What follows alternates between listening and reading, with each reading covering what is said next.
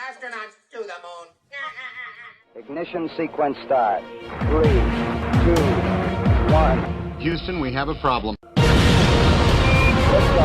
We have a liftoff. We copy you on the ground. You got a bunch of guys about to turn blue. What you're seeing here is a mirage.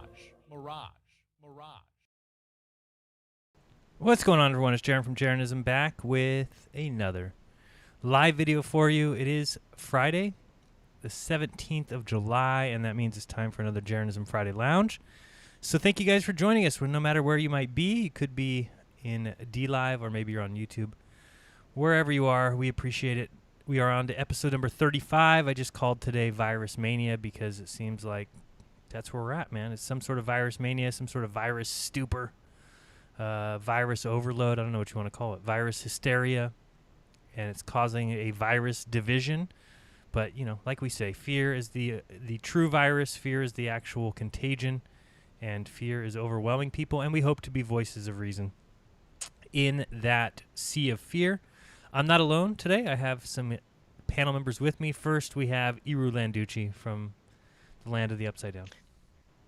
Hello, everyone. Thank you for having me on. And like you said, yes, it's crazy, man. Right now, supposedly in Florida, you go back like to face whatever, something like that. Because here in Argentina, they are saying that in Florida, not California, but Florida, for example, is getting back to, you know, phase one, you mean? Not phase one, but supposedly you have like everybody's dying. Not they're not dying, but we call rebrote. It's like regressing? Reborn of the virus, you know. So yeah, now that's what they're saying. Want of to course. have, yeah. No, everybody's the whole world's gonna go down if this continues, is what they're saying. But at least, man, you are, you know, like United States always is the first in everything. Well, you are the first in contagious and things like that. Oh, you know? we have the most you cases, break the record. the most deaths. Yeah, we're very proud of that. Yeah. Of course. No, I'm in California where things are just getting worse and worse and worse and worse. And, you know, what are you going to do? I liked it better before. I was talking about it last night, but, you know, I liked it better before. I don't mind. I actually am in agreement with the fact that businesses should be allowed, if they want, to require masks. And then what would happen in a real kind of, you know, free market situation is other businesses, like let's say a grocery store, if one grocery store in town was requiring masks, well, the other grocery store would probably be smart enough to say, well, let's not require masks. And then you would get the other half of the business. That's how you kind of vote with your money. And the problem with it is here now is that everything's mandated. So you don't even have a choice anymore. So, I didn't mind before when I had a choice. When Costco came out and said, yeah, we're going to require people to wear masks. My wife and I went there once more, and then we just said we're not shopping at Costco. Don't give them our business. But now we no longer have that option to choose because the businesses no longer have an option to choose. The businesses all have to require masks here in California. Again, we get away with not doing it. We just walk in and do our shopping, and so far there hasn't been any problems, most likely because my wife is pregnant. So I think people don't want to argue with her about it. But who knows? It's getting gross. I don't know what else to say. And I just think the whole thing is, I just can't stand anymore. Every time I hear somebody saying we need to be wearing masks, we need to be practicing social distancing, I want to puke. So what about you guys? You saw the Facebook owner. I forget the name. Sorry, man. Zuckerberg. Yeah, with Dr. Fauci. Yeah. Talking about the youth, how you know the youth feel so strong, but they are one of the first contagious agents. Blah blah blah. Amazing. Let's also bring on Austin from Wits It Gets It. Austin, what's up? We missed you last week. Hey, yeah, I missed it too, man. What's going on? They've done the mask mandate thing here in Tennessee too, but I don't know how it is there. Like the governor gave that mandate or whatever, and then the metropolitan cities, the bigger cities, they adhere to it, but the smaller cities, they don't. And I live in a small city. You know, I've never had one issue. There's not even like signs on doors here. But when I go to the city I used to live in, yeah, dude, it's been taken over. Every single gas station and store has that mandate on it. Now I go into all those places without one, but I'm like the only one in there that has the balls to even walk in without one. So it's kind of disheartening. Totally agree. And I think the same is true in California. I mean, if you got a little bit more, and I wouldn't consider the city I live in big, but if I went a little bit more on the outskirts, I bet you it wouldn't be as strong. And we kind of got it after everywhere else, right? So for a while, they just weren't requiring it here, and restaurants were opening, and inside seating was coming back. It all seemed to be going in the right direction. Then, of course, they come out and say, no. And then, cities like mine now, like you said, I can go into places. There's a little corner mart down here. I went there yesterday. A big sign on the door, no mask, no entry. I just walked in, got what I needed. Those guys want the business, right? So they're not going to say anything to me. But like our grocery store here, yeah, absolutely. There's how many people in a grocery store at one time? I don't even know. 100, 150. And clearly my wife and I are the only ones without a mask. We did go last week or so, and I saw a guy wearing a nice shirt that said COVID-19 has tested positive for fraud. And it's funny, he was standing kind of at the deli counter, and I just went up to him and kind of gave him a high five. I said, nice shirt. I like your shirt. And he wasn't wearing a mask either. And then some other guy with a mask came up to him and said, man, where can I get that shirt? And how did you get in here without a mask? And the guy's like, I just walked in, just like this guy. And he's like, oh, okay, I'll do that next time. So hopefully it's rubbing off. I don't know. It's getting kind of crazy, though. We also have Rodrigo Ferrari Nunez. Rodrigo, sorry to leave you waiting so long. Hey, Jaron, how's it going? Yeah, man, very different what's going on here right now. There's kind of a noise here because there's people playing outside. And I've been going downtown, and I mean, you can spot the people with masks from time to time, but they're very rare.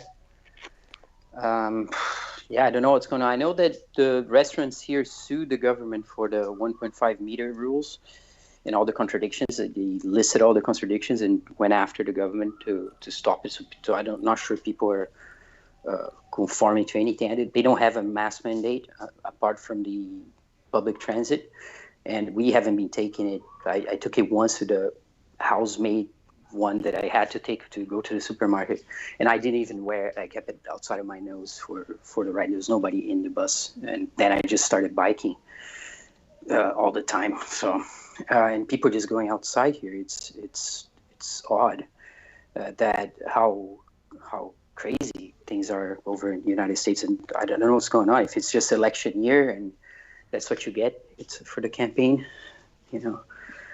but it's insane. In Brazil, it's, now if you try to argue with Brazilians that there's no COVID and that germ theory is wrong, you're not gonna get anywhere, because by now people believe that their loved ones have died with it and been diagnosed. I know a bunch of people already. So the trick really works for many people, So Tony Smith just sent a super chat. He says, why has the media been falsely equating positive antibody tests with infection? Well, the media is garbage. That's why they do that. But I was wondering, what do you guys think about something that's come up over the last couple days about this whole idea of germ theory being incorrect? But I'm wondering, what are your guys' memories as a child? Because, at first, just like with Flat Earth, right? And by the way, I've noticed a lot of people using my name True Earth. I mentioned it last week. I was saying that I wish we would have gone with True Earth instead of Flat Earth, because they couldn't use it in these news articles constantly to make fun of us. If they said, like, what these True Earth believers believe, people would start looking into that. Like, we should have used that. That's a good one. Yeah, I'm starting to see it. So I said, if we had a summit this year or some sort of a conference, I said, rather than calling it the Flat Earth International Conference, I think more people would be interested in, like, what the hell are these guys talking about if we called it the True Earth International Conference? So anyway, I'm seeing people I try to avoid talking about Flat Earth. I talk more about the colonial cosmology. Right. Because I want to focus on what the colonial cosmology is and how you should. It's just basically has all these features. It doesn't matter if you're going to call the true. Yeah, and the True Earth is a good one. Right. Right. It's how you figure that one out. I've been thinking about that and writing a little bit about the notion of truth, because that one's complicated, and that in relation with belief, because you can get away from it. At the end of the day, there will be things that you believe but you don't.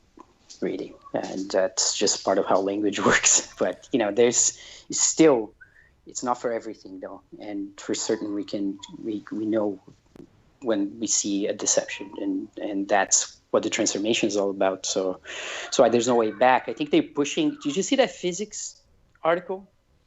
Yeah, isn't You guys that see a that? repeat of something else? Haven't I thought I read that months ago, but I did see it just posted in one of the Skype chats this week.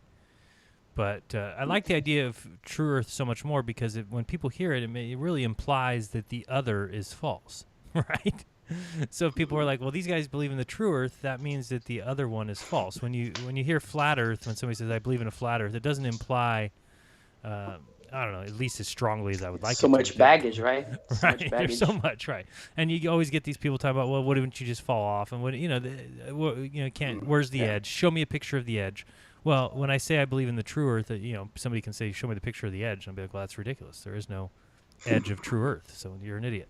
So I don't know. I like the idea, but what I was getting at is just like with Flat Earth when we all first heard it, just like when I heard it and said to my wife that she was crazy and how could planes possibly go around it and that's stupid. The same thing people lash out at with viruses, right? I mean, it's such a simple concept that we were taught that people get sick from each other. Whereas, and at first I'm like, well, I thought that I got sick from other people. But now I look back and it's like, I keep talking about it. But when I grew up, I grew up with my sister, we were 3 years apart. But when one of us was sick, my mom used to make out the couch. She would, lay some blankets on the couch, maybe a sheet. We'd have a little garbage bag next to us if we were going to throw up. She'd bring us crackers and saltines, 7-Up. Mm-hmm. But my mom never got sick. Looking back, I'm like, well, that's weird. And neither did somebody else in the house. It wasn't like one person got the flu and then everybody was throwing up from the flu. And I also think about school, like if it was as contagious as they say to get the flu or to get colds, I mean, I would think that everybody in school would be sick at the same time. We would have, 30 children in class, wouldn't it have been, 2 people showed up today because the other 28 have the flu. It always seemed to me like there was always one person or so sick.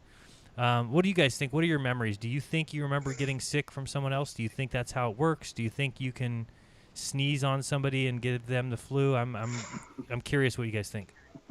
No, that's all a fairy tale. That's never happened to me. I didn't even get chicken pox. I think that this is why I think people get real uncomfortable because it's something like this. Well, if everyone in the house believes that they're gonna get sick because one person in the house is sick, I would say you've increased the probability that you start feeling sick. Right. So that's what I was telling somebody last night. Somebody was like, well, prove that, somebody's like, well, I sneezed on my wife one time and the next day she had a cold. It's like, well, I mean, did as soon as you sneezed on her, did she start to get real fearful and afraid? And he's like, well, would that be, you're saying that would make her sick? Being afraid of the cold would get you the cold? I'm like, yes.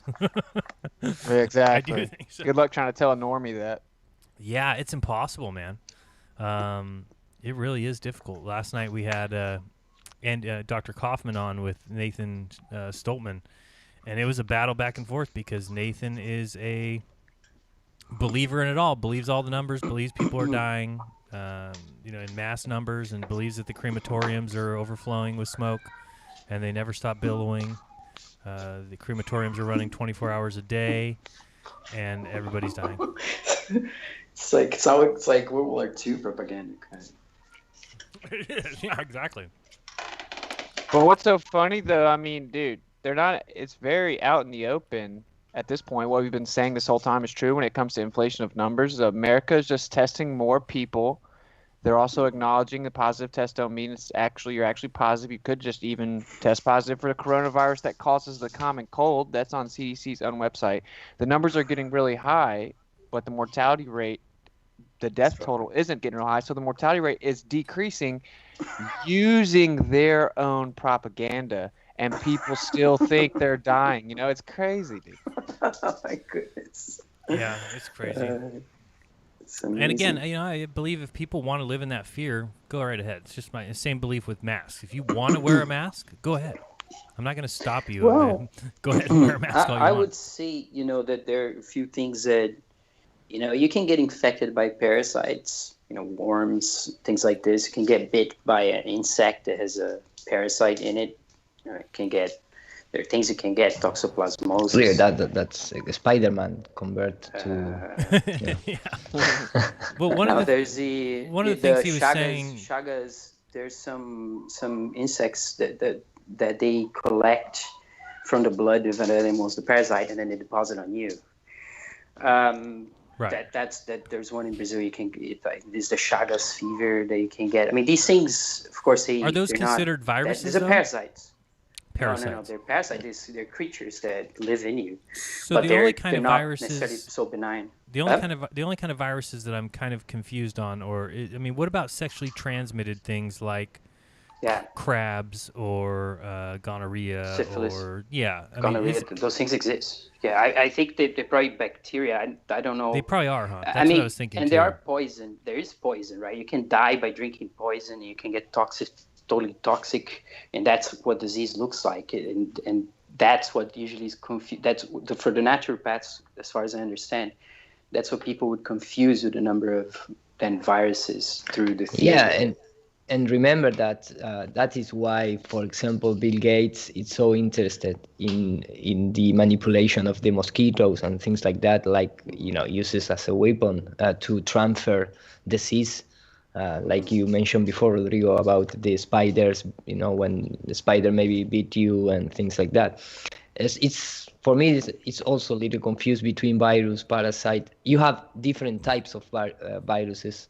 It's not just the virus that you related with the RNA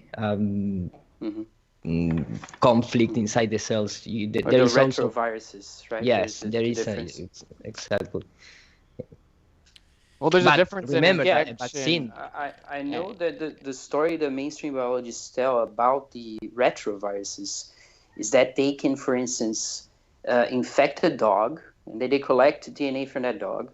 Then they can infect you, and then they'll edit your DNA with the DNA of the dog, and then you reproduce that DNA, and then somehow you have the DNA from your dog. And they say that from the dog in you, and you produce this, and they say that that's one of the drivers for evolution, potentially. These viruses jumping species and taking DNA. Then we know it's nonsense then. I think it's total nonsense. Yeah, it has to be if it talks about evolution. But what I'm saying, the difference is infection is one thing, but the causation of the infection is what's being challenged, right? Is the virus causing the infection? We can certainly observe infection, but what's being challenged is the claimed causation. It's never been scientifically substantiated. So it is actually just theoretical when it comes to the cause.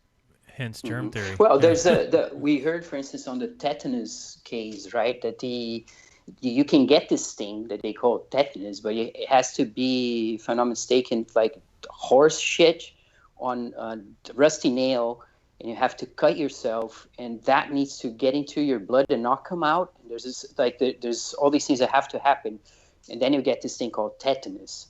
Now, whether or not the vaccine, how it works, and how it relates to this COVID thing, it's a mystery. I have no idea, but it's probably, as far as germ theory goes, that would all be. I forget what it actually said about tetanus, because do you remember this discussion? I don't know, but if you put a poop-covered needle or nail in you, I expect you to not feel too good, that's what I think. So you can get infected by poison, right? That's pretty the clear. cause is probably the poop-covered nail. That's probably the cause of your infection. It's not this magical virus that floats around in the air. It's it's a fairy tale, man. It's consistent with the heliocentric model in evolution. It's all fairy tales, dude. And that's just such a big red pill for some people, It's so funny to think about. I mean, that there's something so small, a little tiny thing that none of us can see with our eyes. Just picture that. I mean, hold your hand out and picture there's something in your hand right now that you can't see. It's so small.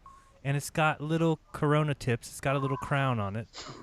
And if you breathe that in, it will attach. It's just so stupid. So stupid. They get away with it because if you look into microscopes and into the blood, and the body's full of all these bacteria that help us Right. survive, all these good bacteria, right? Yeah, billions So or whatever. then you have this, it's like so vast, the variety of it, and it's insane. It's impossible to study in a lifetime, obviously. Right. And then, because there is this micro universe that's pretty magical, the way what it does inside of us, inside the cells, and something is happening, right? But they invented this war metaphor, like they invented the notion that nature is out to get you. Essentially, Absolutely. that's how I see It's it. the same as like the colonialism, huh? Same one, like what? Colonialism, same kind of idea. Yeah. Well, they were making war. Like it's from, I guess, the germ theory comes from kind of war context and inventing those cordon sanitaire. I guess it's one of the ideas that when they invented this idea of infection and that people are carrying it like zombies coming in and passing it around. I think it was here somewhere in Belgium or in France that they created this cordon, like what do you call it? Cordon is like a ribbon, right? A sanitary ribbon, basically a boundary. Mm-hmm. The notion that you have to keep these boundaries in quarantines and so on and so forth. And that just became standard for population control and resets, essentially, it seems to be. I was talking to UAP the other day, and he showed me some of the stuff from the World Fairs. I mean, that stuff doesn't make any sense. Doesn't fit. You know what just hit me? This is all tied together. So they tell us that nature's bad when in fact synthetic is what's detrimental. Right. But these people have a materialistic worldview, generally speaking, and that's what the heliocentric model has presented them. It's given them what they interpret as like a viable option for a materialistic worldview. If you're created, nature isn't hurting you, So it's like they all need each other. The fairy tales are kind of codependent. Mm-hmm. Absolutely, without a doubt. And I still can't believe that this whole this little virus that's supposed to go around and make you sick, and the fact that people don't recognize that it has never been singled out. Like you would think, if it's that simple, you would be able to. No, you imagine that they would observing this thing coming into the cell and doing all this stuff and the disease coming out. And then that's you how can you'd take imagine. it out. You can take it out, and then you go put it in the mouth of somebody who's fine, and then they get sick. That'd be very easy. It's very easy proof to say this virus causes this sickness because we singled out this virus and we put it into this host and it gets sick. And they've never done that. Mm-hmm. So, I mean, I'll read from this real quick, and I'll put both these books in the description so that people can download them. I've been talking about them, but I haven't actually brought them up on screen yet. This one here is called Science Virus Inc. Scientism's High Priest for Profit. SARS Flu, Spanish, 1918. And it's the whole book here, hundreds of pages, 319 pages. But I'm going to read from this one, 2005 H5N1 avian flu, no proof of the avian flu and not a glimmer of proof. But I just wanted to read this one section here, talking about failed infection attempts. And again, for anybody who believes that we get sick by just sneezing on somebody, or somebody in the grocery store is going to accidentally touch an orange, and then you're going to come by without your mask and sniff it, and somehow you're going to get sick. Failed infection attempts. It says, in order to be able to better assess this puzzling mass disease, an attempt to simulate infection was undertaken with volunteers in Boston in November 1918. There were 62 healthy sailors charged with delinquency and sent to prison. They had been promised a pardon under the condition that they take part in an experiment. 39 of them had not had influenza, so the theory was that they would be particularly susceptible to infection and illness, but the results proved nothing of the sort, as American scientific journalist Gina Kolata describes in her book Influenza. Navy doctors collected the mucus from men who were desperately ill from the flu, gathering thick viscous secretions from their noses and throats. They sprayed the mucus from flu patients into the noses and throats of some men and dropped it into the other men's eyes. In one attempt, they swabbed mucus from the back of the nose of a man with the flu and then directly swabbed one patient's nasal septum and rubbed it directly onto the nasal septum of one of the volunteers. Trying to simulate what happens naturally when people are exposed to flu victims, the doctors took 10 of the volunteers onto the hospital ward where men were dying of the disease. The sick men lay huddled on narrow beds, burning with fever, drifting in and out of sleep and delirium. The 10 healthy men were given their instructions. Each was to walk up to a bed of a sick man, draw near him, lean into his face, breathe into his fetid breath, and chat with him for 5 minutes to be sure that the healthy man had had a full exposure to the sick man's disease, the sick man was able to exhale deeply, while the healthy man drew the sick man's breath directly into his own lungs. Finally, the flu victim coughed 5 times into the volunteer's face. Each healthy volunteer repeated these actions with 10 different flu patients. Each flu patient had been seriously ill for no more than 3 days, a period when the virus or whatever it was causing the flu should still be around in his mucus, in his nose, and his lungs, but not a single healthy man got sick. A comparable experiment carried out under much stricter conditions took place in San Francisco with 50 imprisoned sailors, but once again the results did not correspond with what the doctors had expected. Scientists were stunned. If these healthy volunteers did not get infected with influenza despite doctors' best efforts to make them ill, then what is causing this disease? How exactly did people get the flu? So there's, this book goes on and on and on and talks all about it, so you can read it yourself if you want, but I think that that's absolutely incredible. And then I've heard stories of them putting bags on sick horses' heads and trying to transfer that onto healthy horses, and the horses didn't get sick. And I know people say, well, Jaron, humans aren't horses. I get it, but you have to question how the hell could this possibly happen, where you could have people. And I even, the other one that's in Invisible Rainbow talks about a similar study with 100 people where they actually injected it into the people's bloodstreams, and it still didn't get them sick. So crazy. Just imagine who came up with that, bro. Who was sitting in a room and like, I got it.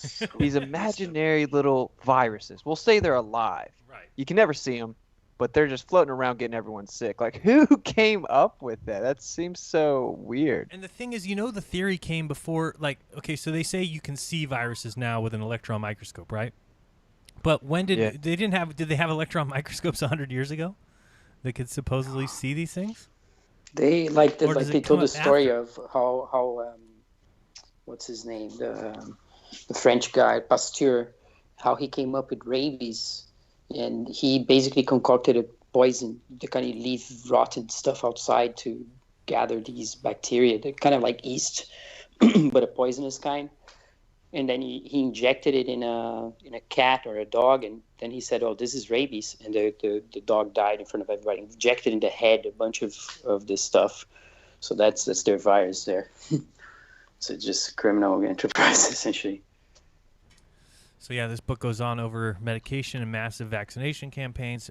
Anyway, both these will be in the description. I think both of them are well worth reading. But again, I don't even know how they came up with this. It is germ theory for a reason, and it's not in anyone's interest to study the new. I mean, can you imagine if they would have to change all that? That's the kind of thing where science has to hold on to the germ theory. They can't. Well, I mean, they can't ever admit, "Oops, we were wrong about that for 100 years, and we've subjected people, and people have died over it." And I mean, they can't do it. One thing that is incredible, it's how it is parallel with the ball, like Austin was suggesting as well.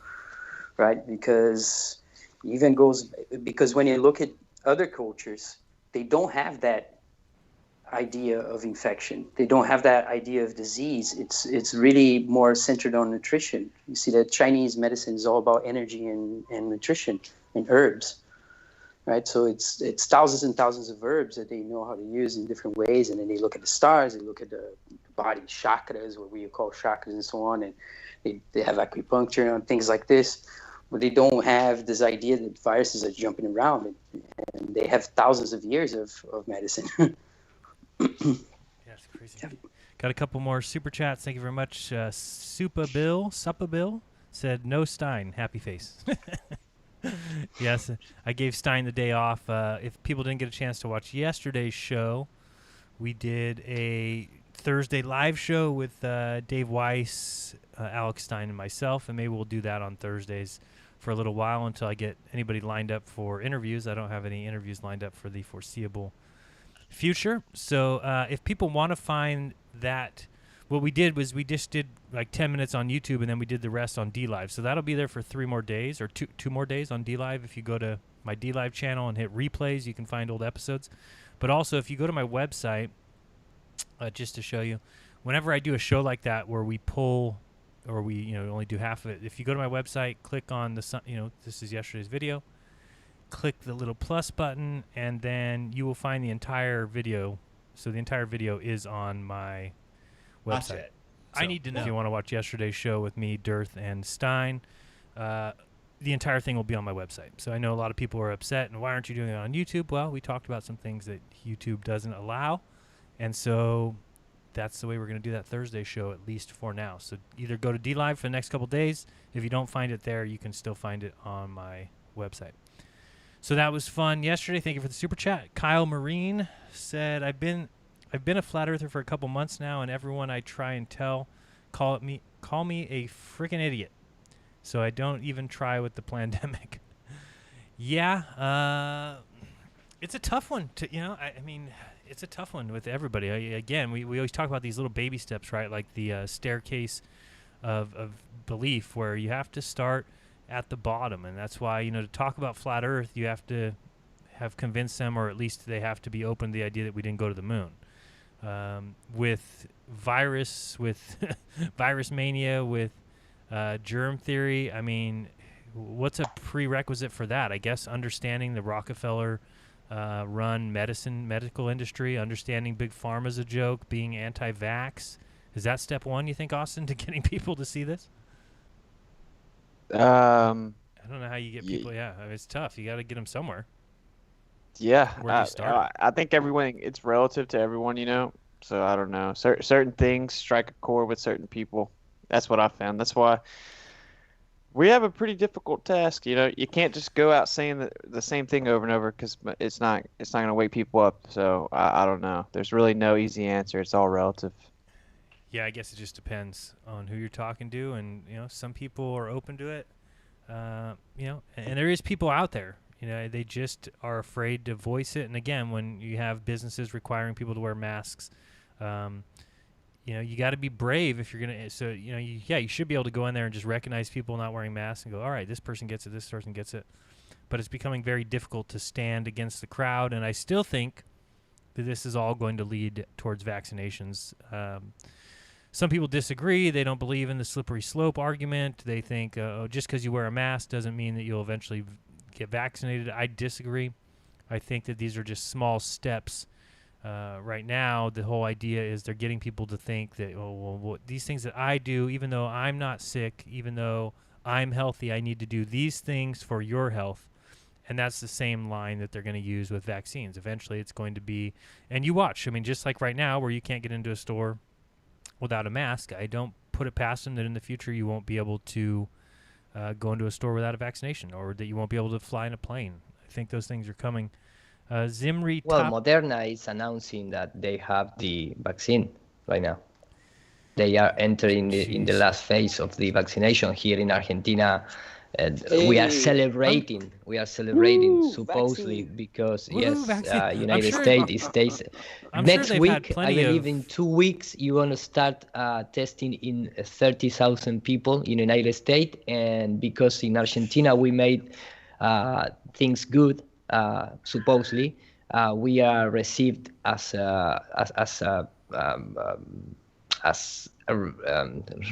sorry for my English, man. We're gonna receive the vaccine as a reward because we have a good, behavior. We shut down the country very early, and we did, amazing things to keep people inside our houses and all that kind of stuff. So United States and Argentina is gonna be the first country to test the vaccination. Of course, here in Argentina, in the mainstream media,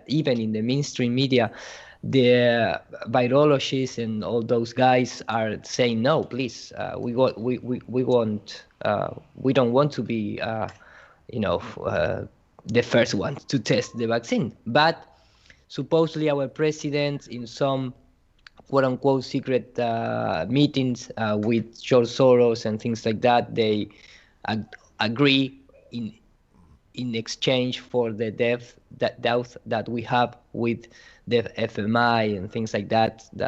That's something that we need to pay, with our own citizens. Fund, yes, so it's really crazy, man. It's really crazy. But the fact is, Moderna announced that they have the vaccine and they are going to start the last phase testing in humans in United States and Argentina. And of course, for me, a really big candidate also is going to be Brazil, because Brazil right now is announcing that they have more than 2 million people with the virus, So Where can you sign up if you want to be part of that test? Because I want like 10 of them. I want like 10 of the vaccinations if possible.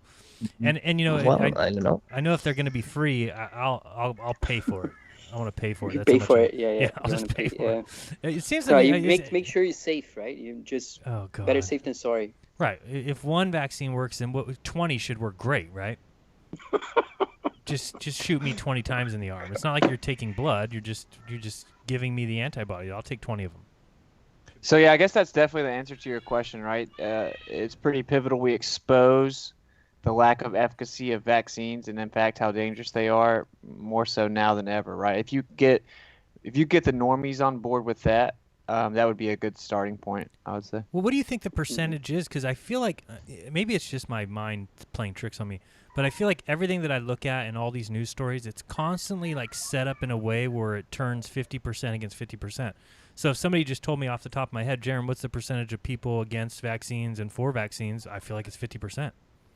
I mean, what do you think? Yeah, that's what mainstream basically says too, right? But this is what they also double down with is that they have to at least reach 70% inoculation to get herd immunity. Right. So they're just going to try to pull 20% from the anti-vaxxers, right? With societal ostracism and pressure or whatever, or Yeah. just like wanting to get back to normal. As long as they can get the 20% over to the other side, then that's what they're pushing for, it looks like. It's crazy. That's crazy. We got a couple more super chats. Zimri Tapia says, I've had a lot of success when sharing conspiracies, including Flat Earth. Sweet. Jaron, can you talk a bit about the home birth, how you went about it, its cost, etc.? I've been wanting to do that, but I'm still unsure. Yeah, I talked about it mostly last week, and then we talked about it. If you watch the show with Amanda Vollmer that's on my channel, we talked about it there. But the cost for us, and thank you again to everyone that we filled that GoFundMe in like 24 hours, so that was awesome. The cost for us was $4,500. Again, for people in other countries, that's different. Rodrigo had a home birth and said it was essentially free, right, Rodrigo? But yeah, pretty much. We had to pay some cost for the ladies that came to help. There was like maybe 200 euros at the end. Yeah. But after, not before, way after. Oh wow. So that's Yeah, a lot there was different than here. nothing required before, and I really recommend the water. It's going to be great. It recommended here for more than at home and with the pool is the midwives recommend more than in a hospital for many reasons. Yeah, and again, I think Canada's kind of the same thing because Canada's got the the health care, so I think you can get it home birth if you want pretty cheap. In the United States, of course, we're run by big pharma, and these hospitals need to make their money, so of course you have to pay, or have insurance and do it. But as far as the home births, no insurance that I know of covers that here in the States. I could be wrong about that. Ours certainly didn't. So yeah, as soon as we found out she was pregnant, we went to one or two appointments with the regular doctor just to get the confirmation that she was pregnant, and then the ultrasound. And then once we had all that, then we switched care to midwives, and you just have to do some internet searching, find people in your area, interview them. So we went to a few and ended up picking these ones out of Modesto called Big Valley Midwives. And yeah, their cost was $4,500, which seemed to be about the same. They do offer a small discount if you are on Medi-Cal, but you have to be within 30 miles of them. We are about 45 or 50 miles away, almost an hour.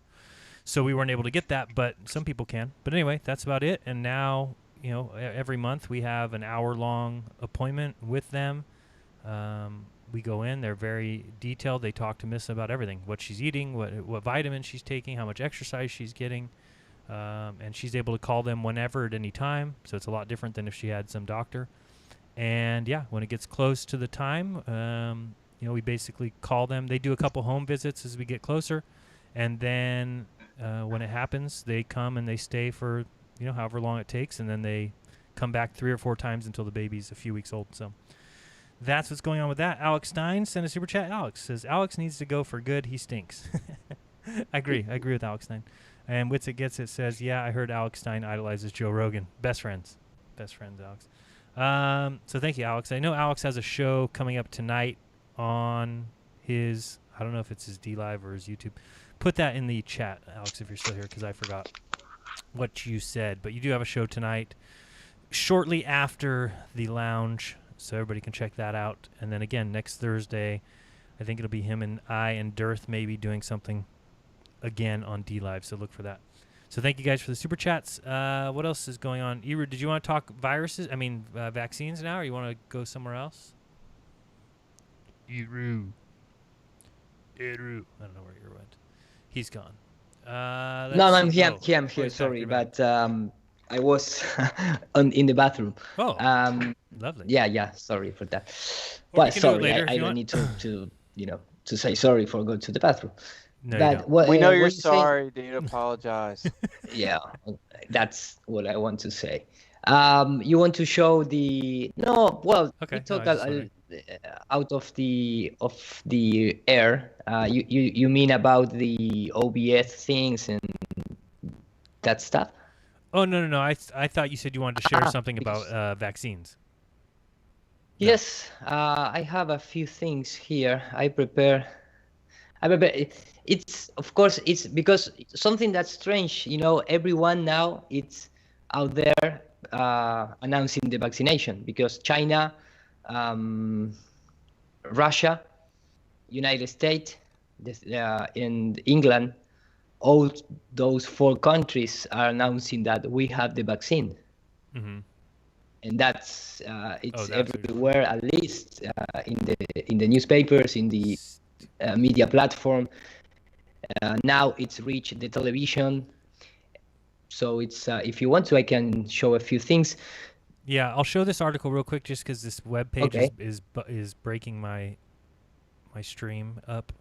So I'll just show this real quick just because I don't know if you guys saw this. I think somebody put it in the chat. Florida dad 42 is fighting for his life after his son ignored his parents' advice and he went out with friends without a mask and infected his whole family with COVID-19. Oh, boy, I hate to laugh, but it's funny. It is funny. How irresponsible, dude. So irresponsible. His dad's now going to die. It says his wife, Michelle, said she had repeatedly pleaded with her stepson, who is not named, to avoid going out with friends and to always wear a mask. Here's a picture. If I'm ever in a hospital bed, if my wife comes in and takes a picture like this of me and sends it to the media, I'm going to be pissed. What the hell's going on there? I don't know why you would send that picture. He always assured me, don't worry, Mom, I'm doing everything right. Relax, chill. You know how these kids are, so I trusted him. That's what she told the Miami police. The Miami News. She begged him to think about his dad, who is at higher risk of severe COVID-19 illness because he is overweight and diabetic. It's funny because if you go further into the story, and I don't remember somewhere I saw the GoFundMe. Oh, here. So if you go to this guy's GoFundMe and you read the... man, if I don't know if it's where it is. Maybe it's in the update or something. It said basically that he has uncontrollable diabetes. It's not even like a COVID thing. I can't find it now. Here, what were you gonna say? Go ahead. Well, I was gonna say I'm pretty sure that came from vaccines at a young age, but whatever. Yeah, could be. Absolutely. Oh, I've talked to someone personally, man, that was diagnosed with diabetes 1. I'm sure y'all have heard stories of that. And he was 7. He got vaccinated a lot. Him and his brother got a bunch of vaccines. And he threw up for like the next 72 hours and like threw up black and all kinds of stuff. Ended up losing like 60 pounds over the course of half a year as a 7-year-old and went to the doctor and they told him that he now had diabetes 1. And of course they tell him it's something you're born with, you have forever. But it happened right after he got inoculated. So, I think that most of these things that they falsely attribute to just you being born with are caused by vaccines at a young age. This one here says, he was on an ICU right now, battling pneumonia and fighting for his life. On top of that, we found out he has uncontrolled diabetes, and that is worsening his condition. But again, if you think about it, a 42-year-old who has uncontrolled diabetes, who's fighting for his life with pneumonia, happens all the time. It's not like it's just when the news is coming up with these one-offs. There's 350 million people in the United States. So should it be shocking that there's one 42-year-old in bed who's sick and I don't know. To me, it's not shocking. Alex Stein says YouTube first hour and second hour on D Live 7 to 9 Central Time. I can't convert that to Pacific time because I don't know if it's 1 or 2. What is the difference? Central Time to Pacific, 2 hours? Yes. So it'd be 5 p.m. Pacific, 8 Eastern. Anyway, thank you. All right, so yeah, this story is just... I mean, these are the stories that are going to keep coming out, trying to scare people into submission and really trying to... I keep mentioning it. Next time I'm in the car, I'm going to record it because you guys have to hear this ad in California when you're driving around in your car listening to the news, and it says, it's this commercial that comes on, it says, look around. Everybody around you is either part of the problem or part of the solution. And if you see people not wearing masks, they are part of the problem. I don't know who allows that ad or who its benefits. Just, I don't know. I get so frustrated. I just turn it off sometimes and don't listen anymore and, whistle a merry tune. So, Ira, go ahead. Do you want to share your screen? I can pass it on to you at this point. Okay. Unless you're Let me just pooping again. let me just share screen, and supposedly Yes, I see you. I'm on it, right? Okay. So, well, first of all, just because I was preparing this, but for my, I'm gonna go with good news, or at least good news for me first, and then if you want to, I have English content in terms of the vaccine, and just like a quick timeline from the beginning to we are today. But remember that we talk a lot of the chloride dioxide and things like that. Well, the nice thing is that here in Argentina we start making a really big community in terms, this is all in Spanish, I'm going to translate it, but I start with I get in contact. Can I make a long story, or you want a short story? I don't care. We've got time. Anybody in a hurry? Anybody need to go? We got time. Say whatever you want. Okay, I'm gonna make medium story because my English is not allowing me to make the long story like I like to do. A few months ago, I get in touch with this journalist here in Argentina. This woman, she's a journalist from one of the 4 or 5 more biggest media here in Argentina. I believe it's in top 5 of news, kind of, news. It's called Channel 26. This is the channel where she works, and it's a very important. It's a big brand news channel, and the first thing that this channel has different from the main, the top 3, the top 4 channel, is that this channel sometimes is broadcasting things like about the Twin Towers is being inside jobs, the moon landing hoax, that kind of documentary, which is something strange in mass media television in every country, not just in Argentina. But that was the first thing that caught my attention. So I had the chance to get involved with this woman, and she started participating in my because here, the things about with the coronavirus, nobody goes to work. They need to work from their own houses and make live streams to participate, and they only have really few people on the actual studio. So this woman has free time, and she started to presenting a few articles on televisions, exposing Bill Gates and Dr. Fauci. And that was broadcast on, it's not national television because it's like cable television, but it is one of the biggest, like I said before, one of the biggest news channel in the cable television. So she started making these reports, short reports, about 15 minutes, 10-minute reports talking about Bill Gates, Dr. Fauci, Turner, the owner of the CNN, and talking about eugenetics and mm, population reduction, things like that. So I get in touch with this journalist, and now we are working together, trying to impulse, I don't know if that's the correct word, but trying to make legal the use of chloride dioxide for treatment, particular with this virus, with the COVID-19 virus. And I believe you can, read this. It doesn't matter if it's in Spanish. There is said dioxide of chloride, or whatever is the pronunciation. But we did it. We did it, quote unquote. We start working with senators and congressists, and yesterday, no, 2 days ago, people in Bolivia, they achieved the approve in Bolivia for using this, let's call the yellow liquid, so you don't have troubles in with YouTube.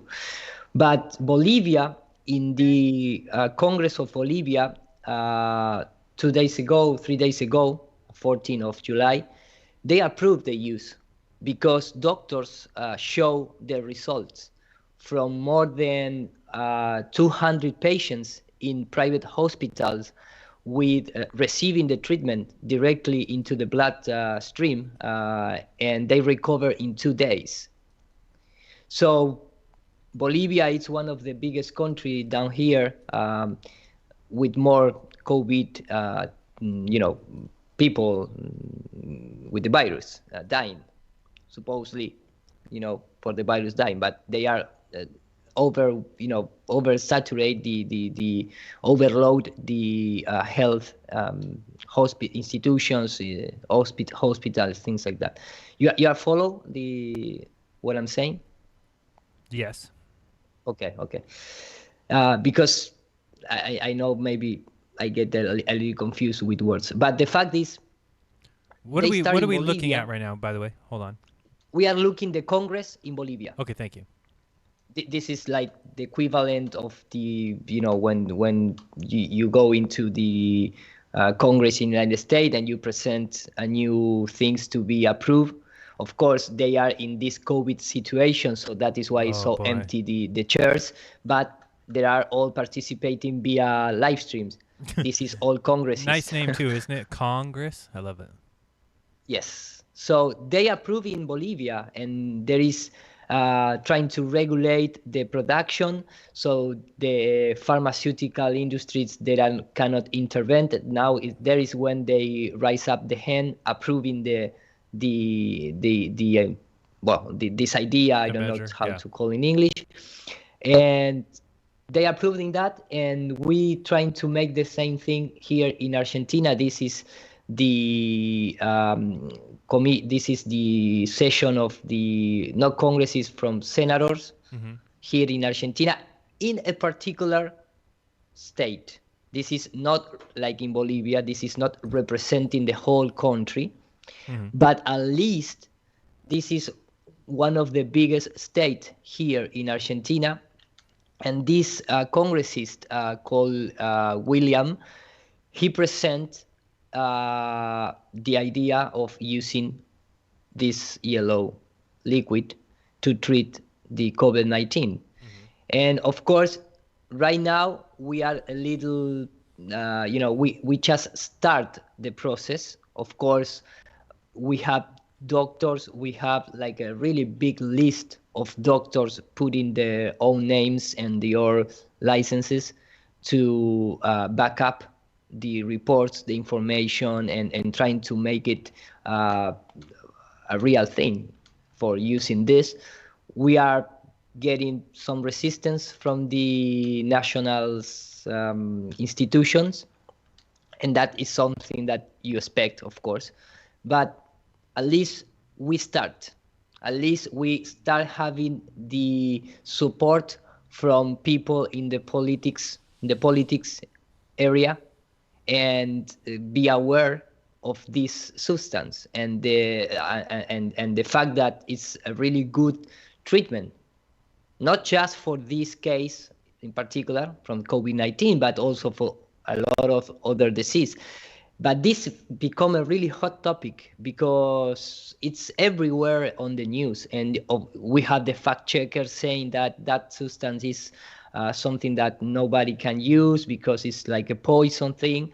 But now we start having these opposite sides trying to give more information and trying to make it a reality to use this in, with the approve of the government. Of course, maybe it's going to be a long fight, but at least it's worth it, I believe. So for me, this is really good news. Is that a in this picture here, if I'm just looking correctly, behind that desk, is that a crucifix on the wall? Yes, here. Yeah. So in that country, no separation of church and state, I guess. They just have a crucifix right there on the wall. No. All right. In Argentina, it's not separation between church and state. And in fact, we need to really urgent, and let me just open Photoshop because I collect some slices and I didn't, because something that we start to promote is not just the separation between the church and the state, also the Freemasonry from the state. I just because I get so I just get so it bothers me so much. Think about that. These guys are all there. They're making laws for people, and they're the heads of the state. And up on the wall is the death scene of Jesus. Yes. And in fact, if you are not baptized in a lot of countries, you cannot even promote for a president. Oh, really? For example. I didn't know that. Yes, there is a lot of countries. You have to be baptized in order to run for office. Yes, when you go to the church, you need to swear on the Bible, right? For example. Yeah. So you have the direct power how the Vatican is still on control of everything. Those damn Jesuits. Yeah. Hey, y'all, I think there's some good to the idea in a way. Like, have y'all ever heard that it used to be a thing in the U.S. that in order to take office, you had to believe in some type of moral accountability after death? Yeah, well, that, or, that you have to have some sort of belief in a creator, you mean? Yeah, just that you'll be held morally accountable for whatever you do on earth. It doesn't have to be any certain religious expression, but that you couldn't take office if you didn't think you'd be held accountable for whatever you do on earth. I mean, I think that's not a bad idea. How would you ever know if someone's lying? Yeah, that's the problem with that, right? Because isn't it still in the United States even? I mean, there's not very many politicians that are atheists, right? According to, if being open about it. Yeah, but if they are atheists, they are Freemasons. So it's like the same thing. I mean, we need to, and I bring this idea because I saw this. This is a picture from Spain a few days ago, I believe 2 days ago. I don't know exactly what they are doing. Wow, but social distancing. they are. Social maybe distancing, Rodrigo knows wearing masks, something about this. Contactless delivery, curbside pickup. Which thing? You saw this? This is 2 days ago, something that in Spain they are celebrating or doing. I don't know. This is a really ritualistic thing, like everyone in a circle, surrounding this black monolith of whatever, because I don't know exactly what it is. But it's the same thing as, all this kind of ritual when they are all in this type of circles. And the post looks like the thing from Mecca as well, when they go around. Yes, exactly, like the Mecca with all the black monolith in the middle. And someone post this phrase with this picture, which this is in Spanish, but the equivalent is like urge. How can let's separate. Essentially, let's separate. We need to separate the Masonry from Masonry from state. Yeah. Oh, wow. Yes. quickly. What is this? This is not a religious thing. This is a government. No, this is a governmental thing. Something that it's happening in Spain. Maybe some official day. Some kind of cult. Yeah, that's a thing. Is Yeah, is you the have the military 23 parades there as well. In special dates in Argentina where they go with the military on the streets, and yeah, but you have that too. it's like 2030 agenda. Right. All these things with it's Who are disgusting. these But people? these people are politicians from Spain. This one in particular, this picture is like the equivalent of White House. And what is in the but in what is Spain. in the middle, like a podium or like an altar? It's like a podium. Yeah, it's like an altar or some kind of podium, but Jeez. it's a black stone there. Do they It's like the sacrifice Mecca babies there? I looks don't like. know, man. Looks but like. Pretty but sketchy. we need to ask to separate Freemasonry and church from the state, and don't let the part of Freemasonry out, because after all they are all Freemasonry, and supposedly they leave the institution when they choose to go into the public tasks. But that's a lie. Everyone knows that. Yeah, and of They course, say they're not technically, in it anymore. you can't be Masonic and atheist. Just to throw that in there. Right, Yeah, I was confused when you said They that, talk a lot too. about God and stuff. You have to acknowledge the Grand Architect to be a Mason. You cannot be an atheist. Like I literally. think it's the one rule, right? Yes. Yes. Exactly. Yeah, exactly.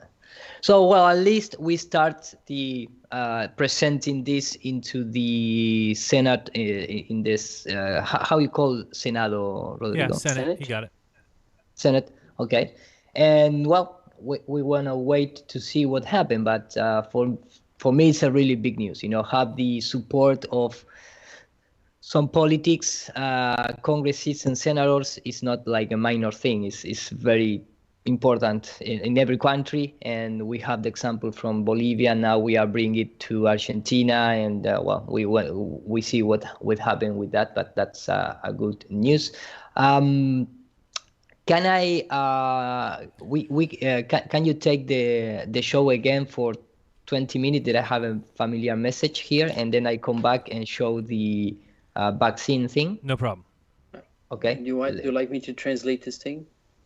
No, it's okay. Well, if you want to. Yeah, basically they're passing a law, and there's the article, and they're saying there, and first there's a resolution from the chamber of the Senate, and then they say that there's been scientific studies for evaluating the convenience of administering chloride dioxide for the people with the disease, COVID disease. And for those reasons, this note presented before the Minister of Health of the province in that date, 2nd of July. Then there's a number. This is the expedient. I don't know how to. Yeah, whatever that is, part of the bureaucracy, I guess, how they track it, and then referred for the prevention of COVID before the administration of dioxin chloride has not been contested in a proper way to the people who are signing it. So that means that, what does that mean? Because a lot of people are asking. No, it was not contested. So it was not exactly. The prevention was not contested. It's a kind of way of saying that they could continue using this. They can use this. It's okay because it hasn't been contested. Exactly. And this is the fundament of the presentation. So the recent pandemic of COVID-19 demand focus to explore other solutions and migrate and trying to mitigate the effects of the disease in the population. So recent studies in other parts of the world give us the chloride dioxide as a solution in good quantities. Yeah. And well, that's it continue, but this is the first page of the presentation. So that's something really good. That just came out. So yes, in Bolivia. Bolivia, they approve it. Right now in Bolivia, they approve it. And in Argentina, we present as an idea. We have a really big opposition, but we are going to keep fighting because this is something that it's the people, they are consuming it anyway. So they are not going to stop it. Exactly. So why you so are... they've been doing it. People study it. They did a scientific study on the people doing it. It's doing okay. There's no problem. So there's just no keep problem. going, But this guy this senator, he said the problem here is I am not against the big pharma, but everybody knows that the big pharma cannot put their hands in this product, and that is why you are trying to shut it down. Yeah, it was crazy. A really good guy. I come back in 15 minutes. Sounds good. Thank you, Iru. Irlanducci, everybody. Gerardo Oliva said, they hate us because they ain't us. To Alex hating people, send the super chat to Iru. Can't send anything on YouTube to him. Great show so far. Nice. All right, Iru, I owe you $3.50. All right, let's see. Did you guys see that video? Oops, I probably should share my screen for you guys. Share screen, and there we go. Comparison. Okay. Did you guys see this video? Nope, that's my website. Nope, that's not it either. Have you seen this video, Austin, or anybody? The one that's called "It's Just a Mask"? Nope. Oh, we should watch it together. You haven't seen this one with the Joker? Oh, we're in for a treat. And yes, this will probably get me a copyright, but it's all right. It shouldn't block it in the countries. If it does, I'll edit it out or something. But support the show, guys, because things like this happen, and we're going to play it anyway, and we're going to show you guys. Let me put it on a smaller screen. That might help me. Oops, let me do this. Get rid of that. And that one. All right, we'll enjoy this. It's 3 minutes and 37 seconds. Enjoy. It's just a mask, you guys. Don't be a jerk. It's for the greater good. It's just a vaccine, you guys. Don't be a jerk. It's for the greater good. In 4 months, the U.S. was transformed into an obedient socialist country. Government dictated what events are acceptable to attend. Violent protests that instill fear are okay. But church services, family funerals, and patriotic celebrations are dangerous. And you bought it without a fight. Standing in a graduation line is a safety hazard. Small businesses were forced to close, but crowds to support the corporate money machine at Walmart, Lowe's, and Home Depot are okay. Come on! It's just a mask. And safety precautions. How about a little hush money? Here's $2,400 that we stole out of your paycheck in the first place. Enjoy. Buy something with it from a big corporation. Cash is dirty. We can't give change. There's a coin shortage. Use your card. In 4 months, they convince you to use a traceable card for everything. In less than 4 months, government closed public schools, then restructured education under the guise of public safety. In less than 4 months, our government demonstrated how easily people assimilate to guidelines that have no scientific premise whatsoever when you are fearful. In less than 4 months, our government successfully instilled fear. I'm going to pause it for a second just to stay away from trying to keep it away. Let's come back here. In a majority... Can you guys hear it okay? I had to turn up my volume a little bit. Yeah. Okay. Of the population in America, that majority of the population in America that allows them to control every aspect of your life, including what you eat, where you go, who you see, and your toilet paper. And the most dangerous and terrifying part, people are not afraid of the government who removed their freedom. They're afraid of their neighbors, family, and friends. And they hate those that won't comply. It's absolutely terrifying to me that so many people don't question authority. They are willing to surrender their critical thinking skills and independence. They just gave up without thinking, without a fight. Do you know what's coming next? It's just a vaccine. Come on, it's for the greater good. Wait until you're told that you can't enter any store or business without proof of the COVID-19 vaccine. Wait until you can't go to public events or get on a plane without proof of receiving the vaccine. Don't think it's possible?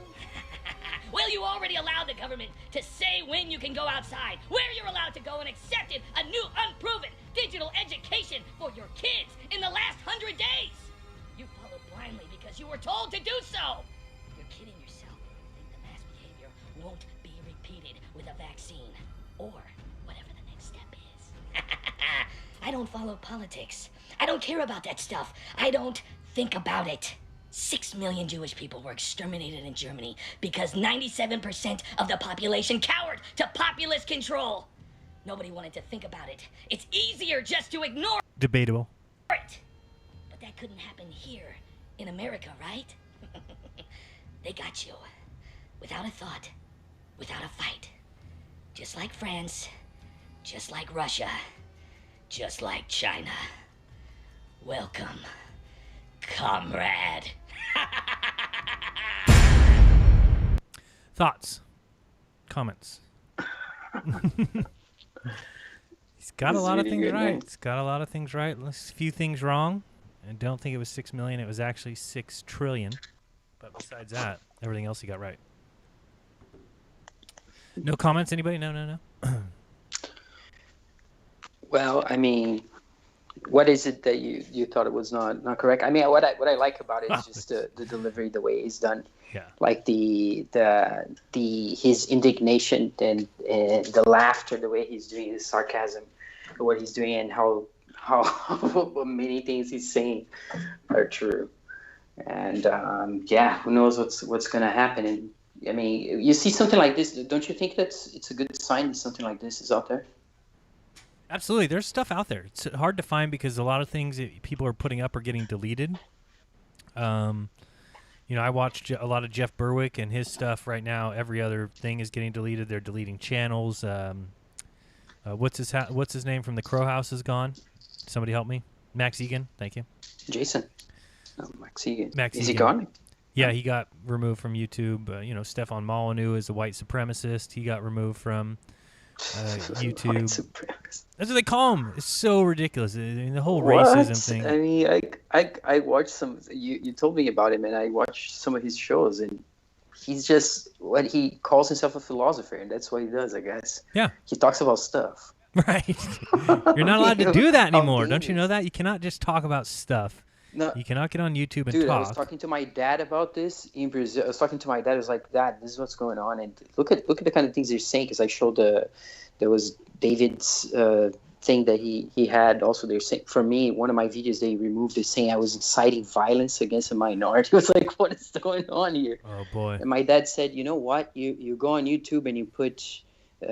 He's like, I checked to see if it was true, but you go and I didn't check because I wouldn't even think of it. And he said that you can look for bestiality and things like this, and there'll be tons of it on YouTube.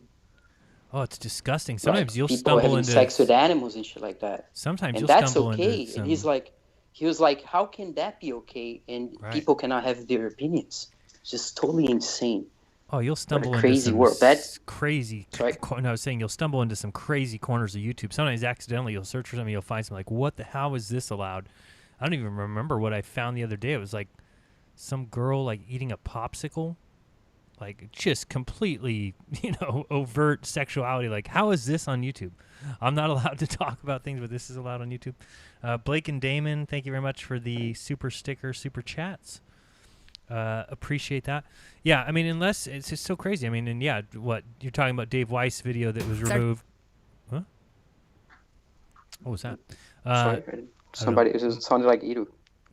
I don't know. Might have been my video playing or something. But you're talking about Dave Weiss, the video that was removed by YouTube, and the reason why was because it goes against the WHO. It said.